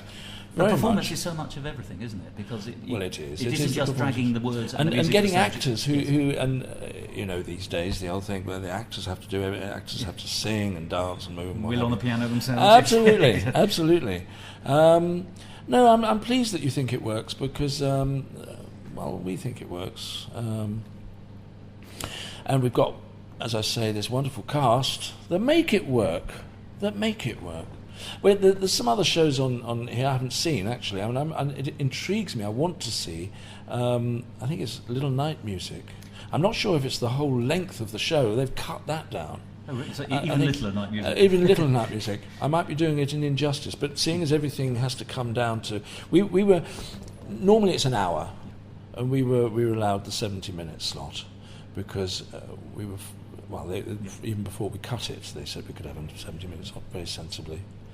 But we're very pleased to be up here. It's a learning curve, I have to say. Yes. Because it's a bit of a maze. All these 2,000 shows or something up here. Yeah, and there's no way you can see everything. I spend my time running from one show to another, so you have to pick what you want to see. Oh, absolutely. And you will see brilliant stuff and awful stuff. But that is the great thing about that. The wonderful thing about it is Fringe. the wonderful thing. Actually, you can take. We've seen some really good stuff, and we've seen some stuff that we think. Wait a minute. That could have been done differently. Yeah. But it's lovely if somebody like your good self says that we're worth 5 stars. You are. Well, I was about to get onto that. I was going to say that you are a 5-star show, and you are a highly polished gem. And I mean that in all the meanings of that sentence, because it's not just a bland descriptive phrase. This feels highly polished, and it is an absolute diamond. So as far as I'm concerned, this is a cracking show. Well, thank you. Is it going somewhere further? I must ask. Well, to be honest with you, we're looking for a producer, and we're in desperate need of a producer because it does need to have a life. Yes. Oh, I think so. And it needs it. I mean, we want to take it on. We would love to do a tour of it. Whatever comes of it, it cannot stop here. It's a lush show that's relatively cheap. Well, it is. Let's It's relatively cheap. Yes. It's myself and Adrian who have been producing it, and we're not producers. I'm a simple piano player, and he's an opera singer, yes. and I've never done anything like this before. But if we can't do it again, because it will just bankrupt us, to be honest with you, and that sounds very dramatic. But there's so much time taken up in production, which you also need to put into performance. Well, we've had. I tell you, we've had people working around us. The designer, Tim beautiful Reed. Art Deco set. Oh, and for the full version, we've got the floor, a marbled floor, and we've got a whole bit of set. We've got a whole set that we couldn't come down, and they've done it for virtually nothing. Actually, absolutely. I noticed your crepe de chine backing turned out to be nylon gauze. I couldn't believe it. When the lights came off, I thought, what a swizz. I was living 1930s culture and glory there. Yeah. Yes. I thought, crepe de chine. Well, you're not supposed to look that close. See, our lighting man, David Cunningham, is a very big name in lighting opera world. He's done theatre, West End theatre as well. And he just knew exactly what to do, teaming up with Richard, director, and we've just so lucky. And Adrian and I, who are up there as the authors of this piece, and it's a little dream to have it done. We've got this wonderful team around us. We're just so lucky. But we do need a producer to come and take it on. And we talk to offices, and they say yes, they'd like to come and see it. and they don't. No. I am assured, actually, and I'm very pleased, there are people coming in this week and next week who've asked for tickets. So that's encouraging. Yes. That's very encouraging. So we'll see what happens. So how can people contact you if they're interested? Is there a website for it? There is a website, but they could also, they can contact me. My name, Stuart Barham, at yahoo.com. As simple as that. If you're happy with that going out? Yes, I'm very happy with that going out. Stuart Barham at yahoo.com. I might get all sorts of remarks. Hopefully positive. Well, but certainly they can do that. And on the website they've got Adrian's email address, which off the top of my head is a fish in B. Because that's Adrian Fisher in Belgium, but it's a fish in B at yahoo.com. I'll bear that in mind. And not Frank Lessers are laughing, but obviously. No. And so, or a sneezing bee. Or a sneezing bee. But Stuart Barham at yahoo.com is the best one to get hold of me. And that would be great. Anybody that's interested, that is seriously serious enough to want to be able to find the money, put the money up, find the money somehow, has know-how into the theatres. I mean, I've worked in many of the theatres around the country. I've done tours and all sorts of things, and in London. But I've never had to put them together. We just turn up to work and we're paid, That's the thing. That's what other people do, isn't it? That's what other people do. And we're the ones that complain when it doesn't go right. But now, now they're complaining to me, And Adrian. No, seriously, we do so want it to go on, and the performers, the actors, they would love to carry on with it and do something with it. But even if they weren't available because they're busy, they have other jobs coming up. It has a life with other actors as well, other singers maybe. I hope not. I hope that isn't the case. They might want another MD, actually. They might want somebody else on the piano. That's always a big possibility. And you know what? I would say it's great. It needs a new next piece. Exactly. But new fresh ideas and things. But the piece itself, that's what matters. And getting Novello and Coward's music to the populace again, to the people and to the new generations. And in the way it should be done as well. It should be. I mean, they saved London theatres, the Drury Lane. They saved it from closing down. Which seems an amazing thing to say absolutely, now, doesn't it? It seems impossible to believe.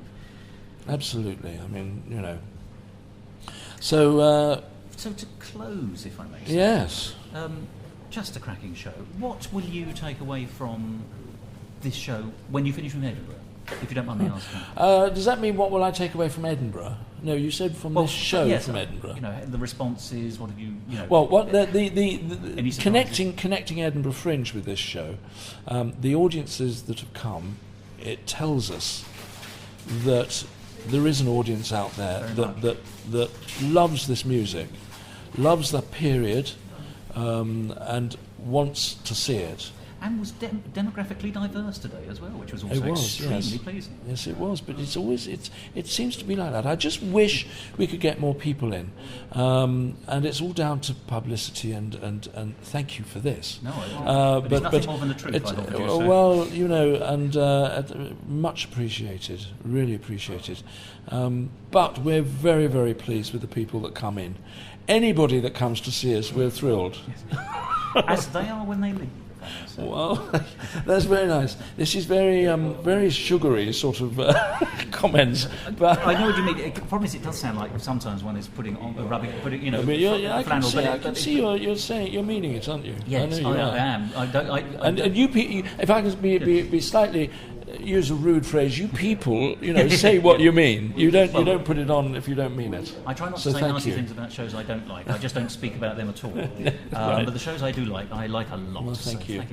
Stuart, all power to your elbow, as they say, or both elbows when you're playing, obviously. I do hope the show exceeds all expectations, as it does for the audience, for you, over the course of its run in Edinburgh, and that it does have wings and goes on to great success. Well, lovely. Thank you very much indeed. Thank you.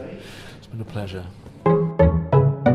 Musical Talk. Well, there we have it. That was Stuart Barham giving us an interesting and in-depth discussion on the challenges and the delights of that fantastic 5-star show, The Two Most Perfect Things, which, of course, as they said straight at the beginning of the show itself, and we repeated in the interview, refers to a comment that Noel Coward made, which was that the two most perfect things were Ivor Novello's profile and his wit.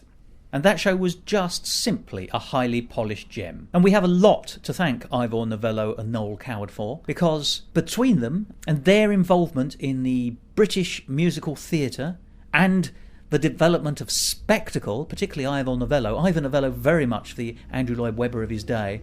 People talk about the chandelier in The Phantom of the Opera. Well, Sandy Wilson recalls going to see an Ivor Novello show in the 1930s where a volcano erupted on stage, which was a spectacular piece of stagecraft and shouldn't be mistaken for the Noel Coward revival of a show called Volcano, currently in London. But it's through putting on these spectaculars that Ivor Novello and Noel Coward saved the Theatre Royal Drury Lane from being turned into a cinema. I find that incredible, that venerable, fantastic theatre, the oldest operating theatre in London, and indeed I believe in the country, might ever have been considered for conversion into a cinema.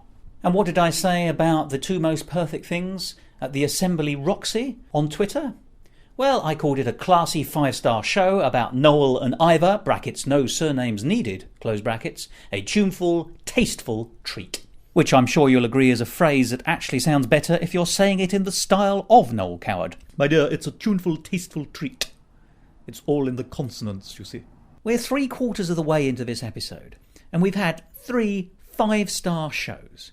But now, as this themed episode is all about the very best of the Edinburgh Fringe this year, it's time to reveal Musical Talk's Pick of the Fringe 2012. And if you're a regular listener of Musical Talk, and I would hope in all decency that you would be, then you might have heard of this musical already, because we mentioned it in our previews. I didn't know then that it was going to be my pick, but it was so good a show that I went to see it 3 times. I had only planned to see it once, so the other 2 were purely because I enjoyed it so very much. What is this masterpiece? What is this musical that is beyond reproach? What is this most ambitious and splendid of all musical theatre available to be seen at the Edinburgh Fringe this year? I hear you ask. Well, I don't actually, of course, but I'm pretending. Well, I'm glad that you did ask, because I'm going to tell you. It's Newland, the musical. You may remember I spoke in that preview episode about the Edinburgh Fringe to the composers Tom Hiron-Towers, I've got his name right this time, and Grant Martin, the 2 fantastic songwriters and indeed fantastic people behind this show. So let's hear more about Newland, this time it's Edinburgh experiences, again from Tom and Grant as we discuss the Musical Talk Pick of the Fringe 2012. And if that wasn't enough, before and after this interview, they have very kindly allowed Musical Talk to play songs from the live recording of Newland made in Edinburgh to give you a taste of the score of the show. These are 2 of my favourite songs from this particular score, and they're damn catchy. Surprise! The apprehension of Merle Murphy as a man without whom Ashfall would be overrun without loss to our sheriff, Harvey Garris. Harvey! Have you ever had one of those days when life won't go as planned? You can't get ahead, catch a break, life falls through your hands. You're stuck in reverse and you're falling through the cracks in the week. You're clawing your way to a calling that seems just out of reach. But fate and your friends are at hand, there's no need to despair.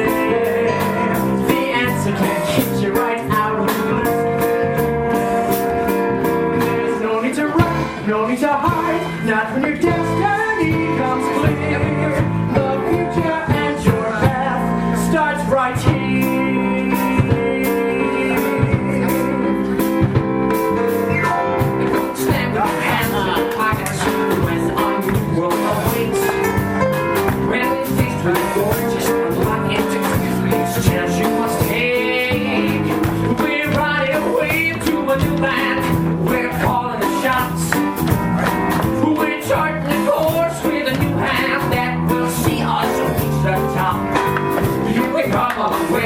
remember, there's still work to do. You have to address every fault, every flaw. We're not giving up, not giving in, not giving back this new frontier. Our journey now is starts right here. Harvey Harris. Harvey! You're not too kind in forgetting my trusty deputy and good friend, Johnny Hart. Hear ye, hear ye. I'm Grayson Bunting, and I bring with me psychic news. Now is not the time, stranger. Then may I bring them like psychic citizens before I partake in the festivities? You may. Hey, let's find you a drink. Harvey, can I see you Oh, outside? can it wait till morning? Nah, it's okay, Mayor. What's up, John? It's just that what with the whole town having some time, I thought maybe we should release Mr. Fletcher. He has been locked up for hours. Yeah, I suppose you're right, but I'll tell you something. Mr. Fletcher better learn to keep his hands to himself. Otherwise, it won't just be self-time for me. It'll be a slap from his champion.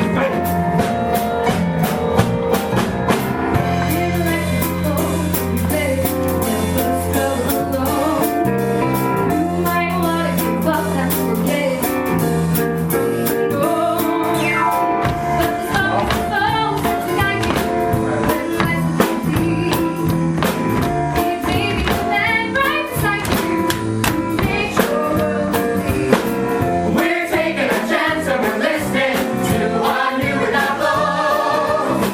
It's full steam ahead to a future unknown.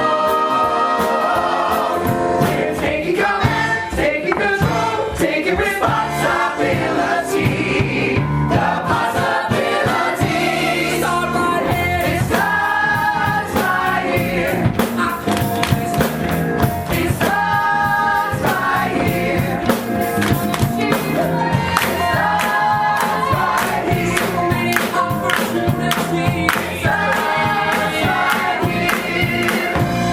The course we plan to steer starts right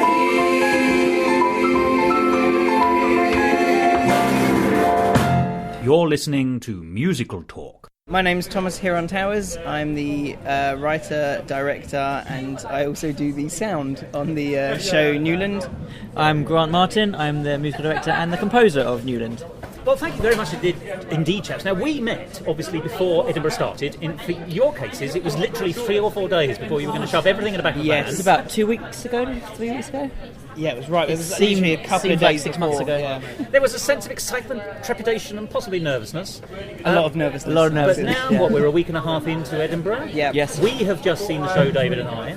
We think it's cracking. And you're both smiling, which at least is a good sign. So how is it going for you? How is Newland going? This is smiling through the tears. No, it's Your teeth are crying? Yeah, they're crying. They're crying bad. No, it's going well. It's going well.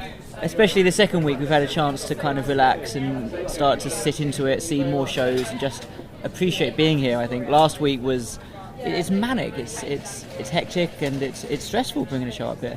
So Yes. it takes a while to get into a routine. So what happened?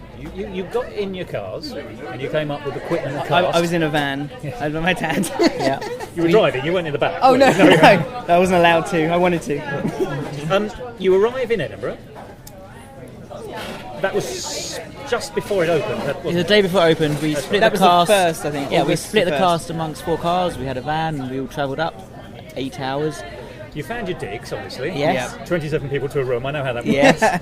But really, it must have been pretty much all hands on deck immediately, wasn't it? Yeah, I mean, we had to get back up to the venue here. The next day, we had to fly, get our posters sorted out, get installed. They were printed locally up here. No, we had them here. We brought them up with us, but we had to distribute them, get them all out. Yeah. Which is a day's work. And you've also not got the smallest set to be getting in either. No, that was. Simon's face when we opened the van. Simon's our tech guy at the venue. Yeah, I think we opened the back doors of this huge van, and he just looked at me. Okay, all right. Small family. Of you're gonna be the trouble then, I guess, for the 3 weeks. I think that was the case. Yeah, with all the wood. Oh, I'm sure they thought we would be. Yeah, I think that. I think so. Though saying that, however, our get-in is what 10 minutes. Yeah, we've got it down quite quickly now. Which is drums, bass guitar, and then our set kind of thing. But then our get out, we're actually quite quick because at that point you've not got test mics. 4 minutes. And yeah, we've given everyone a job as well. Everyone a task, so they can straight away they get to it and we're out. So there's a hard-boiled egg waiting for you at the end of it. Yeah. I hope so. Well, it's better than having thrown, isn't it? Now, you've got to the venue. How many days did you have before your first performance? 1. And what did you do in that day?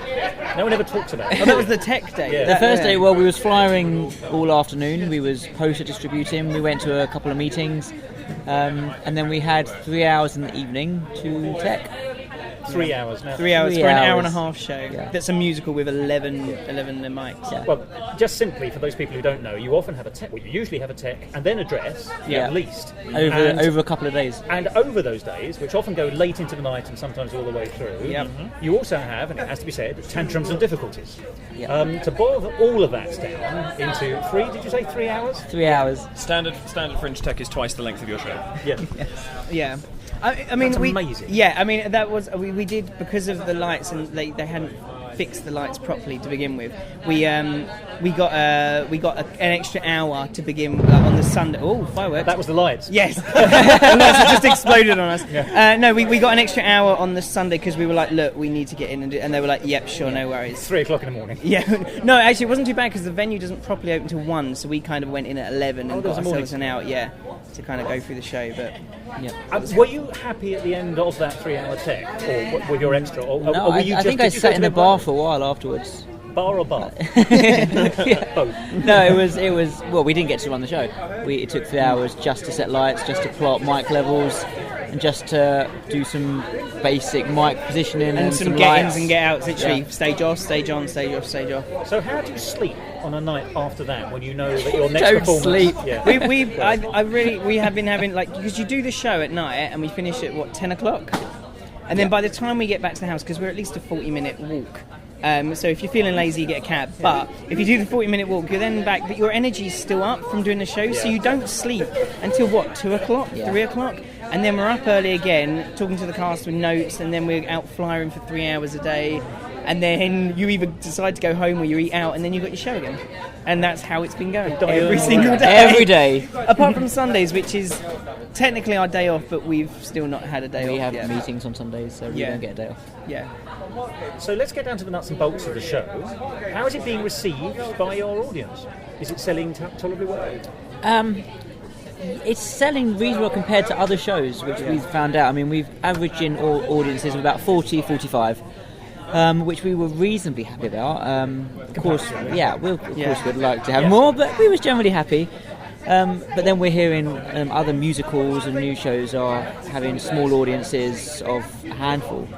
So whether that's the Olympics or whether people are just going. It was off blamed on the musical Olympics. it was blamed on the Olympics, but whether that's the case or not, I don't know. It seems quieter this year than any previous year I've been to the Fringe, though, I have to say. Yeah. It depends on who you talk to. Some people seem to think it's not having an effect.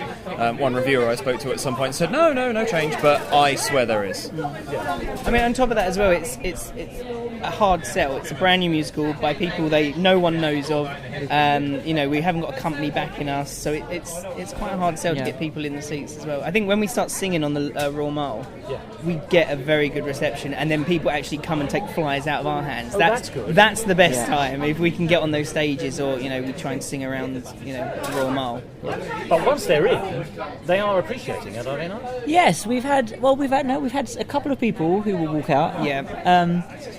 But parents can be so cruel. Yes. And I've gone at one point as well. Like, no, I'm done with the show. But on the whole, generally, it's been a really good, positive feedback. Good response, a lot of good comments. There's a couple of things within the show that we know we need to change, and those are one or two areas that get picked up on. So it's like, good, they're the one or two areas that we're all in agreement. And the rest is generally being received well. I think it's a case of a lot of people turn up not knowing what it is. It's not an established show, and they go, "Oh, I like some singing and music," and then they come and see it, and they're like, "This wasn't the music and singing I thought," and then they're like, "No, I'm done," and they're off. And also, what didn't help is the venue that we're in. I don't know how hot you were. Hot. Right, well, we didn't have aircon on the first week, and it was way hotter. And they had the heating on as well. And the heating was on. Underfloor heating was on, apparently. They couldn't turn it off.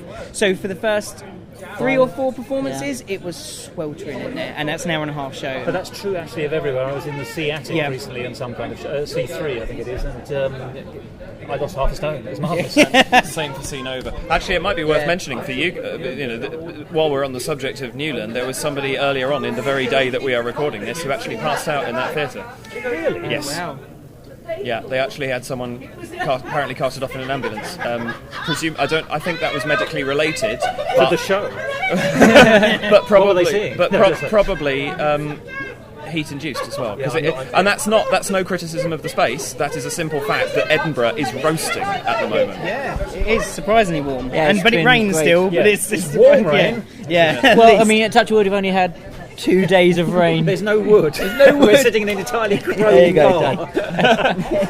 I've jinxed it now. Yeah. Talking about reception, something which I am genuinely curious about is how do you get on with the fact that you're one of those unlucky shows that has a pair of Eurofighters fly over it every single night for the tattoo? Oh, you know what? It's good. It's a marker point. I know if we're on track, if they fly over the same point, or I just speed up. Thank you, Lel Planes. But do you find it? Does it detract an audience? Because this is something I very rarely sit in a show and hear them.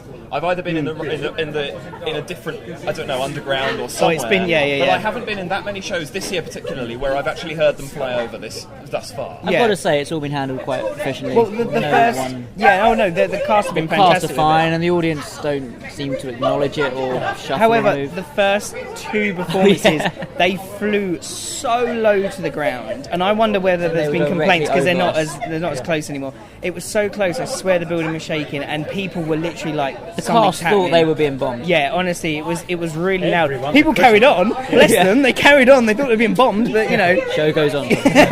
So professional. Too professional. Well, it is one of the more slightly unnerving experiences of the Fringe, certainly. Yeah. Well, the first time I heard it, because I've got a show pretty much every night, or at least pretty much all nights at that time I've been seeing in my show. Yeah. And the first time I heard it, I actually thought it was a miscue of a sound effects record.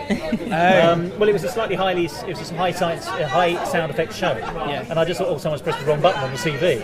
And they all ignored it. And then I realised they thought it was the planes going. Well, this is partly why I wondered, is I genuinely don't know what effect it's having on shows at the moment. No, I mean, I'm wary because I know it's 9 o'clock and they're usually spot on. Yeah. So I've normally got my phone there going, I know this is the moment when it happens, and just as soon as I can hear it, You I raised just the mic lift level the up, mics. didn't you? Oh, Yeah, I spotted that. Look Very at that. clever, yes. Thank you very much. We noticed that. Years of school for that one. Where did you go to school? Under an RAF flight? Never. Yeah, that's what it was. I was like, I can never hear when these things are flying over. Voice of experience. Now, let's talk about the show. David and I came to see it this evening, and we loved it. For us, we're going to go straight in and say we thought it was a 4-star show. Cool. I hope that's something you can do with it. And we'll write all that down and give you a quotation. Thank you very much. An hour and a half of denim. Yes. That's one of our best reviews. But let's get to the nuts and bolts. It's a fabulous show. It's a brilliant show. It's the best piece of new writing I've seen this year, for me, as far as I'm thank you very concerned. much. Thank you. And that's not just flannel because I know you. It is genuinely good. It slightly exceeded my expectations in the sense that I don't mind telling you, but I was a bit worried about cowboys because I'm always worried about cowboys. Yeah. Not in my day-to-day living, obviously. Not in West London. But seriously, for me, it didn't immediately. I'm being honest with you. It didn't immediately resonate with me when you were describing it. It sounded exciting as a new piece of writing. Yeah. But I was slightly worried about the Wild West approach. Yep. I had nothing to worry about. The book is excellent as far as I'm concerned. The story flows very easily. There's no obvious loose ends. But of course, I appreciate I'm seeing a condensed show is I think what I'm trying to say. The score is fantastic and the lyrics are fantastic. So the music is a beautiful kaleidoscope of opportunity, actually, to be honest. It's the songs are I would say, and you can tell me why this is why I'm an idiot, so you can tell me but they seem to be very jazz influenced, lots of interesting tempo, some splendid melodies which hang around. It's very catchy. That's I think on the whole it's extremely catchy. Not obviously the love ballads and things, they're slower, as you might expect. I'm not telling anyone any secrets here. And the lyrics are splendidly intricate on many occasions, nicely, cleverly, so you're not caught up, you're never so caught up in the Fabergé egg filigree nature of it to miss the point of it. So the meaning comes across, but there's also a nice lot of play going on, shall we say? And it's very accessible. It's craft on both your fronts. And very, very accessible craft. Yeah. I mean, funnily, I've been humming Newland ever since I walked past you guys on the stage, which I think it was about 4 days ago. And it's just sticks in people's head. There's that wonderful line, isn't there, of Merrily We Roll Along, where he says this is absolutely fantastic, but there isn't a tune you can hum. And that's exactly what you've got with Newland. Is you've got this song that you can just wander around and go, and it's just, even if you're not quite sure what you're singing, it's stuck at the back of your mind, which is brilliant. I'm glad we've infected you like that. Yeah, but I mean that's what you need. You need something where someone can go, this, it's the one that goes like this. Yeah. I think if you don't have something like that in your show, that's one bit of catch missed. Yeah. And so, yeah. I should just say for our listeners that you also did the choreography, which is slightly more disturbing. It was all elbows. I've been affected by the show. What can I say? But what it has is the balance is very interesting because the story is serious and it's done lightly. It doesn't mug itself. It doesn't make itself silly. But it knows when it's going to give itself a laugh. It knows when to give itself breathing space, which is actually very important in terms of pacing. So it gives you a kaleidoscope of responses. This is the serious part. This is a lighter part. This is a lighter part again. But we're back to a serious part. There's some fairly cruel stuff in here. There was genuine, without ruining the plot in any way. There was genuine nastiness. Well, there was a sense of British clenching during the. I can't call it a rape scene because she's a prostitute and she did agree to have sex with the villain. So it was, in fact, nothing more than the typical transaction she would have gone through. What made it difficult, of course, was the relationship between her and him and what those characters had done and to each other and to people they knew. Without giving too much away. Indeed. There was a certain. Did you feel that in the audience? There was a. Yeah, absolutely. I mean, it wasn't a Stanley and Blanche kind of. Oh my God, this is horrific. But there was a sense. It was more actually, I think, rather than shock at what was going on, it was more a shock of the fact that it was happening. And but that's good. That's that's just a little bit of grit.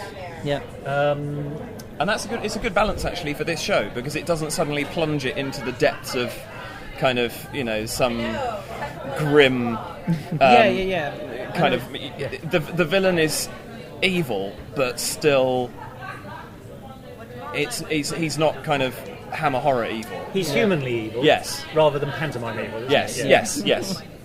And also there's the ultimate demise of Wilson, who's a character one grows to like a lot. Well, I did. Yes. And we tried to make him a really likeable character so that his outcome is even more. And that, I fear, may be the thing that I'm going to take home with me, unfortunately, because that kind of thing, that's one of my childhood phobias. You'll be delighted to know. That's horrific. I think that's kind of why we went with it. We were like, that's a horrible way to go. And in fact, I think when I pictured it, I pictured Goodfellas. You know the scene where they got Joe Pesci and they smack him. You don't mean the pizza company, do you? I realise. No. And that's where that kind of came from. We were like, that's horrible. Let's do something. I actually thought that scene was going to end slightly differently, without giving too much away. But the caretaker is forced to dig up a grave. Yeah. And I don't know if you've seen. I think there may be a film called Hang 'Em High. It was when Clint Eastwood was churning out westerns by the yard rather than by an qualitative threshold. But for some reason or another, I was forced to watch one as a child, and these Mexican bandits were forced to dig their own shallow graves, were then shot in the back and immediately... That was not nice for a 6-year-old. And now and you're reliving those memories right now. So he comes on with a spade, and oh Lord. Is that what you thought was going to happen? I did think that was what was going to happen. But it's gruesome enough. So it wasn't far off. No, it's not. but that actually adds the depth that you need to paint the villain's character, and thereby also the contrast with the hero characters and all points in between. So there's a lot of grey in the plot, and that's good. That's not. I don't mean that in a negative sense at all. And the score, I think, supports and carries that further. I mean, I'm going to say you have been described, at least in one review, as the most sensitive musical director in Edinburgh. But that's not a million miles away from the truth, is it? Because you're square on stage. Thank you very much. And in a way, you're the man on the spot. You need to know when to do this. You're reacting because it's a collaborative effort. All the arts are, but so much more in theatre and in musical theatre twice as much. There's twice as many people involved. So it was clear to see that you were feeding off the energies both from the actors and indeed the audience. I thought. You tell me I'm absolutely wrong. No, definitely, and that's the thing. It can be slightly different every night. I mean, the score is set obviously, and the actors know what they're doing. But it'd be things difficult for take the lyrics if you changed it. Exactly, of course. I don't think the actors would be too pleased either. But it's slightly different. Things take longer. Set changes take longer. To reach a certain emotional point might take a few more bars of music, and so you're constantly looking and reacting to what's going on stage. And so, But the other nice thing I think about this score is it gives people time to breathe at points. So there are those moments where, and presumably it's relatively organised between yourself and the actors, but there are those moments where they can take their pause and presumably cue you back in, and it's not all, particularly given that you're behind them, it's not regimented, and that's even harder because there's no monitor for the cast. They can't see me. And in a normal setting, the band would be in a pit at the front, and it would all be easy to communicate stuff. That's why it was so important that he could see, because originally we were trying to work out how we were going to set it up, and at one point it was suggested to have the band in front of the stage, and we were like, that's not really going to work with a live drummer. So we kind of shoved him at the back, but then Grant needs to see, so literally Grant's centre of the stage with a curtain pulled, and all you can see when there's a spotlight on someone is his little head popping up. My little head at the back. Well, I think actually what's quite nice about the way that it's been set is you do have, to be fair, for most of the show, two rather large staircases stuck in front of you. Yes. So, yes, we're conscious that there is somebody back there, but you're not actually revealed, per se, until about 70% of the way through the show. And so, unlike with some shows, where a visible MD can detract, even though we know you're there, it doesn't actually bother us that much. It certainly didn't bother me. People are not bothered by you, Grant. But you can, that's good. You know what I mean. You can see, if you see someone moving at the background, particularly if they're very obviously, like as an MD you'd keep the beat or whatever, the movement can sometimes be distracting. Obviously being the Fringe and there's such simplistic use of set and props for a show that clearly demands a massive... It's a show that has got a huge amount of ambition, and it's very clear. But how did that translate for you guys in the audience? Did it sit... Was it an adequate portrayal? Well,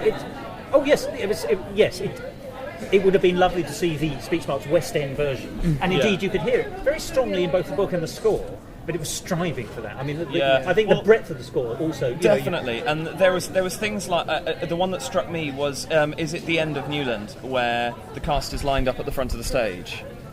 Was it Newland? That is Newland, isn't it? Yeah. And I thought. And yes, I think you've actually used a good word there, in no derogatory sense whatsoever, and because we are at the Fringe, there were points where the set was adequate. Yeah. And it did the job perfectly well. It didn't detract from the show. But in your mind's eye, there was this sense of, if you had a whole saloon bar, in that one, the saloon bar, so everyone could be sitting at their tables, knees up on tables, all that, rather than being in a line at the front. But it doesn't suffer for being a line at the front of the stage at all. In actual fact, it brought the performance more to the audience at that point. You do get the joy of intimacy in a venue like that. Yeah. If you're bored with the show, you can just touch your neighbours. But I don't know why I said that. Remind me to take a seat between us next time. I wasn't bored with the show, David. Seriously, no. It was never inadequate, but you could tell, and one wanted it to be bigger than you could possibly have done here. But I would drool to see it on a West End stage or a larger stage in its 2-act form. So would I. But it's the kind of thing I think, and what is different to this to some new Fringe musicals, I think you would agree, Thos, is that this is the kind of thing that you can already envision at that point. Oh yes. Whereas there are a lot of Fringe shows that I've seen over the years, either preparing to come up here or actually up here, where you think, well, yes, you've got the ambition, but I can't see it in this show at its current state. And this is precisely why I say that the line comment is actually a compliment to you, is that you want it to be there because you can see that happening. Yeah. It's not a show that feels like it needs to be worked up. It feels like it is a fully worked up show, which just happens to be wearing a slightly more Spartan suit for Edinburgh, but doesn't everybody, in fairness. Quite. Well, we honestly, as we say, we think this is a cracking show. I think it's definitely 4 stars, and we had to have a big old discussion. Forgive me. What if it was an A-level mark? It would be 4 stars plus. Yes. And we strongly recommend that people go and see it because it is, I think, certainly from what I've seen so far, the most exciting, the best piece of new writing in Edinburgh in 2012. Wow. Thank you very much. Thank you. So, how can people see it? Damn you. How can people see it? Yes. Where is it on? What time? Well, we're on at Surgeons Hall at 8:15, part of the Space venue, and we're here until the 25th of August. No Book Sunday now. shows. Yeah, no Sunday shows though. So Right. don't come up expecting it on Sunday. You come up to it for one day, don't come up on Sunday. Yeah. That's a really bad day Yeah. for us. You can get tickets at the Fringe box office or online at Surgeons Hall, and you can find us on Facebook/Newland Musical. Lovely. Well, I've said it before, and I shall say it again, David, but more importantly, if I may say on this occasion, Grant and Tom, thank you very, very much for talking to us. Thank you. Thank you for writing this show, which deserves to be seen, and if people Agreed. don't see it, it won't be your fault. Thank you very much. All power to your elbow. Cheers. Thank you. Thank you. You're listening to Musical Talk. Tony was a banker from New Orleans. He worked there every day. And when the place got robbed, I got the blame. He knew he had to get away. I came on down to Newland, where the best is to raise, where everyone is welcome, and you can find a place. Don't live your life and waiting when a century is waiting. If you find it like a trading, then come and join today. All was a mine from Delaware, digging up copper and tin. But then the mine got closed, I was out in the cold. He turned his talent to gold. I came on down to Newland, the town of fortune and fame, where everyone is welcome, and we don't know your name. We'll be dancing till midnight, the whiskey's flowing and it feels right. We're rocking to our rhythm tonight, life has forever changed. We're getting short on beds, but don't worry, we'll have shelter built for everybody soon. You know, building a town is sure as hell a lot harder than I thought. It sure is when your lazy brother ain't helping. I am helping. I'm overseeing the project. How you getting on, Miss Rose? This is fine, thank you, Mr. Bennett. I was wondering whether I could be considered for a teaching position. That's not yet possible. Why is that? Ain't no school built yet. It was either a school or a brothel. And I like a brothel. A couple of days passed and guess who stopped by? With 6 kids on his way to Illinois. Now he just wanted to say, I'm just passing through. He said you don't have to leave. You can stay here if you want to in Newland, the town where we want to be, where everyone is welcome and the living is free. No crime, no persecution. We passed our resolution. We're a brand new institution. No other living for me. God bless Newland. Nowhere else we wanna be.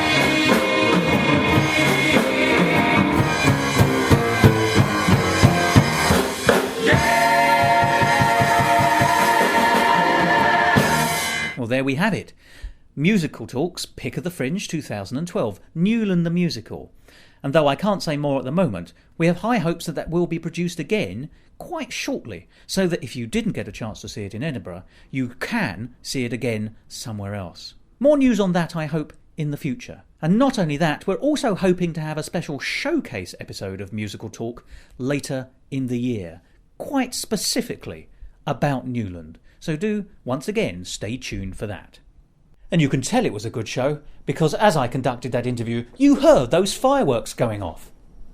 It's very good of the council to have laid that on. As I said on Twitter, Newland the Musical is the Musical Talk Pick of the Fringe 2012, the most exciting new musical writing up there this year. And rather splendidly, after I sent that tweet, the cast went on to meet David Hasselhoff, who also had a show up in Edinburgh this year, and he declared the show to be a good musical. So I tweeted again, Newland the Musical has officially been declared a good musical by David Hasselhoff. I feel entirely vindicated by such a competent authority. After all, the man who sang in Jekyll and Hyde must know something, I imagine. Well, That's the end of this week's episode of Musical Talk, talking about the Edinburgh Fringe. There's so much more to say about that fantastic arts festival, but do tune in again over the next few weeks because we'll be hearing about many more wonderful shows. Remember, although today was described as the cream of the crop, there are other 5- and 4-star shows to talk about, which were equally excellent, but we are going to be theming those differently. Next week, the theme is death, death, death. Yes, why not have something cheerful? But for the time being, that's it for this bumper episode of Musical Talk. I hope you enjoyed it. I hope that it has inspired you to seek out these musicals or find out more about them from their websites. And if nothing else, make a point of coming to the Edinburgh Fringe yourself in the future to see other new shows and sometimes revivals of these ones. But for the time being, I can only say goodbye. So I will. Goodbye.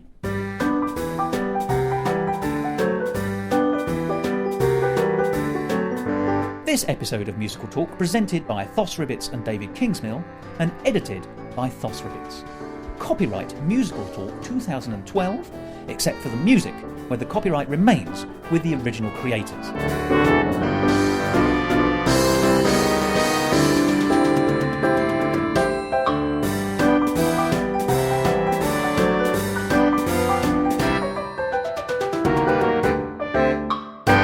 And now for some Edinburgh Fringe musical out-talks. The way this works is, forgive me, it's very, very simple. Musical Talk does what it says on the tin. Yep. It's not a series of questions per se. It's not one of those kind of regulated interviews. It's we'll talk. It'll take us however long it takes. A very thumbnail sketch is about 15 minutes. If we all dry out probably early, which I doubt we'll do on this, it's less. But if we get into a good conversational groove, as they say, then it will take a little bit longer. Is that all right for you, time-wise? If you say anything halfway through the conversation you wish you hadn't said, you've libelled your cast, you tell everyone precisely what you really think of them, or you've offended a major backer, do say, actually, could we take that line out? Very happy to take that out. We're not Panorama, we're not going to expose you. I want this to be a happy experience for everybody involved.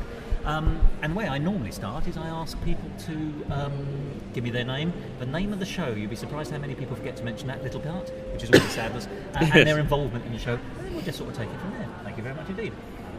Members of the... With patrons and tickets for software performance of company, please stand signs on the right-hand side. Thank you. And it won't just be my boring old voice droning at you through your ear pods. And they've all been very, very much on board and start a lot. For patrons with software performance, tickets of the software performance of company, please stand signs on the right-hand side. Thank you. Now, is that all right for you two? That's great. That's awesome, wonderful. yeah. Thank you very And much. if you can use that quotation, please do. Oh, Yeah, I don't no, definitely. thank Yeah, you, that's a wonderful, it's a wonderful quotation to have. Brilliant to hear. I'm going to do what I did last time, which is ask you to give me your name, which I spectacularly got wrong, by the way, when I introduced you. Oh, I think I did hear that part of it. Oh, you got as far as... Was it? Yeah, I got as far as my name. I think you said... I made it with And here's Gladys. It wasn't Grant quite and... Gladys. Yeah. I gave you a J. I looked at it and I remembered you said it was Spanish, so I had a guess at Giro, but of course it wasn't. Heron. You just imagine it was a H. You Spanish, partly Spanish. Yeah. How much? Half. My dad's Spanish. Snap. Oh, really? Yes. Can you speak Spanish? Not very well. Snap. I'm okay when I've been around my dad for a couple of days, but... Can you say Heron? Thomas Heron. Non-snap, because I can't. My hand. Maybe I'm here with Grant, Martin, and Thomas Heron. Right. I'll ask you for your names, the name of the show, always important, and your involvement in it. Yes. I'll mention you as well, obviously, David, so people... Hi! You aren't just a voice from nowhere. I'm Gladys! And we'll take it from there with Gladys. Oh God, there's an outtalk.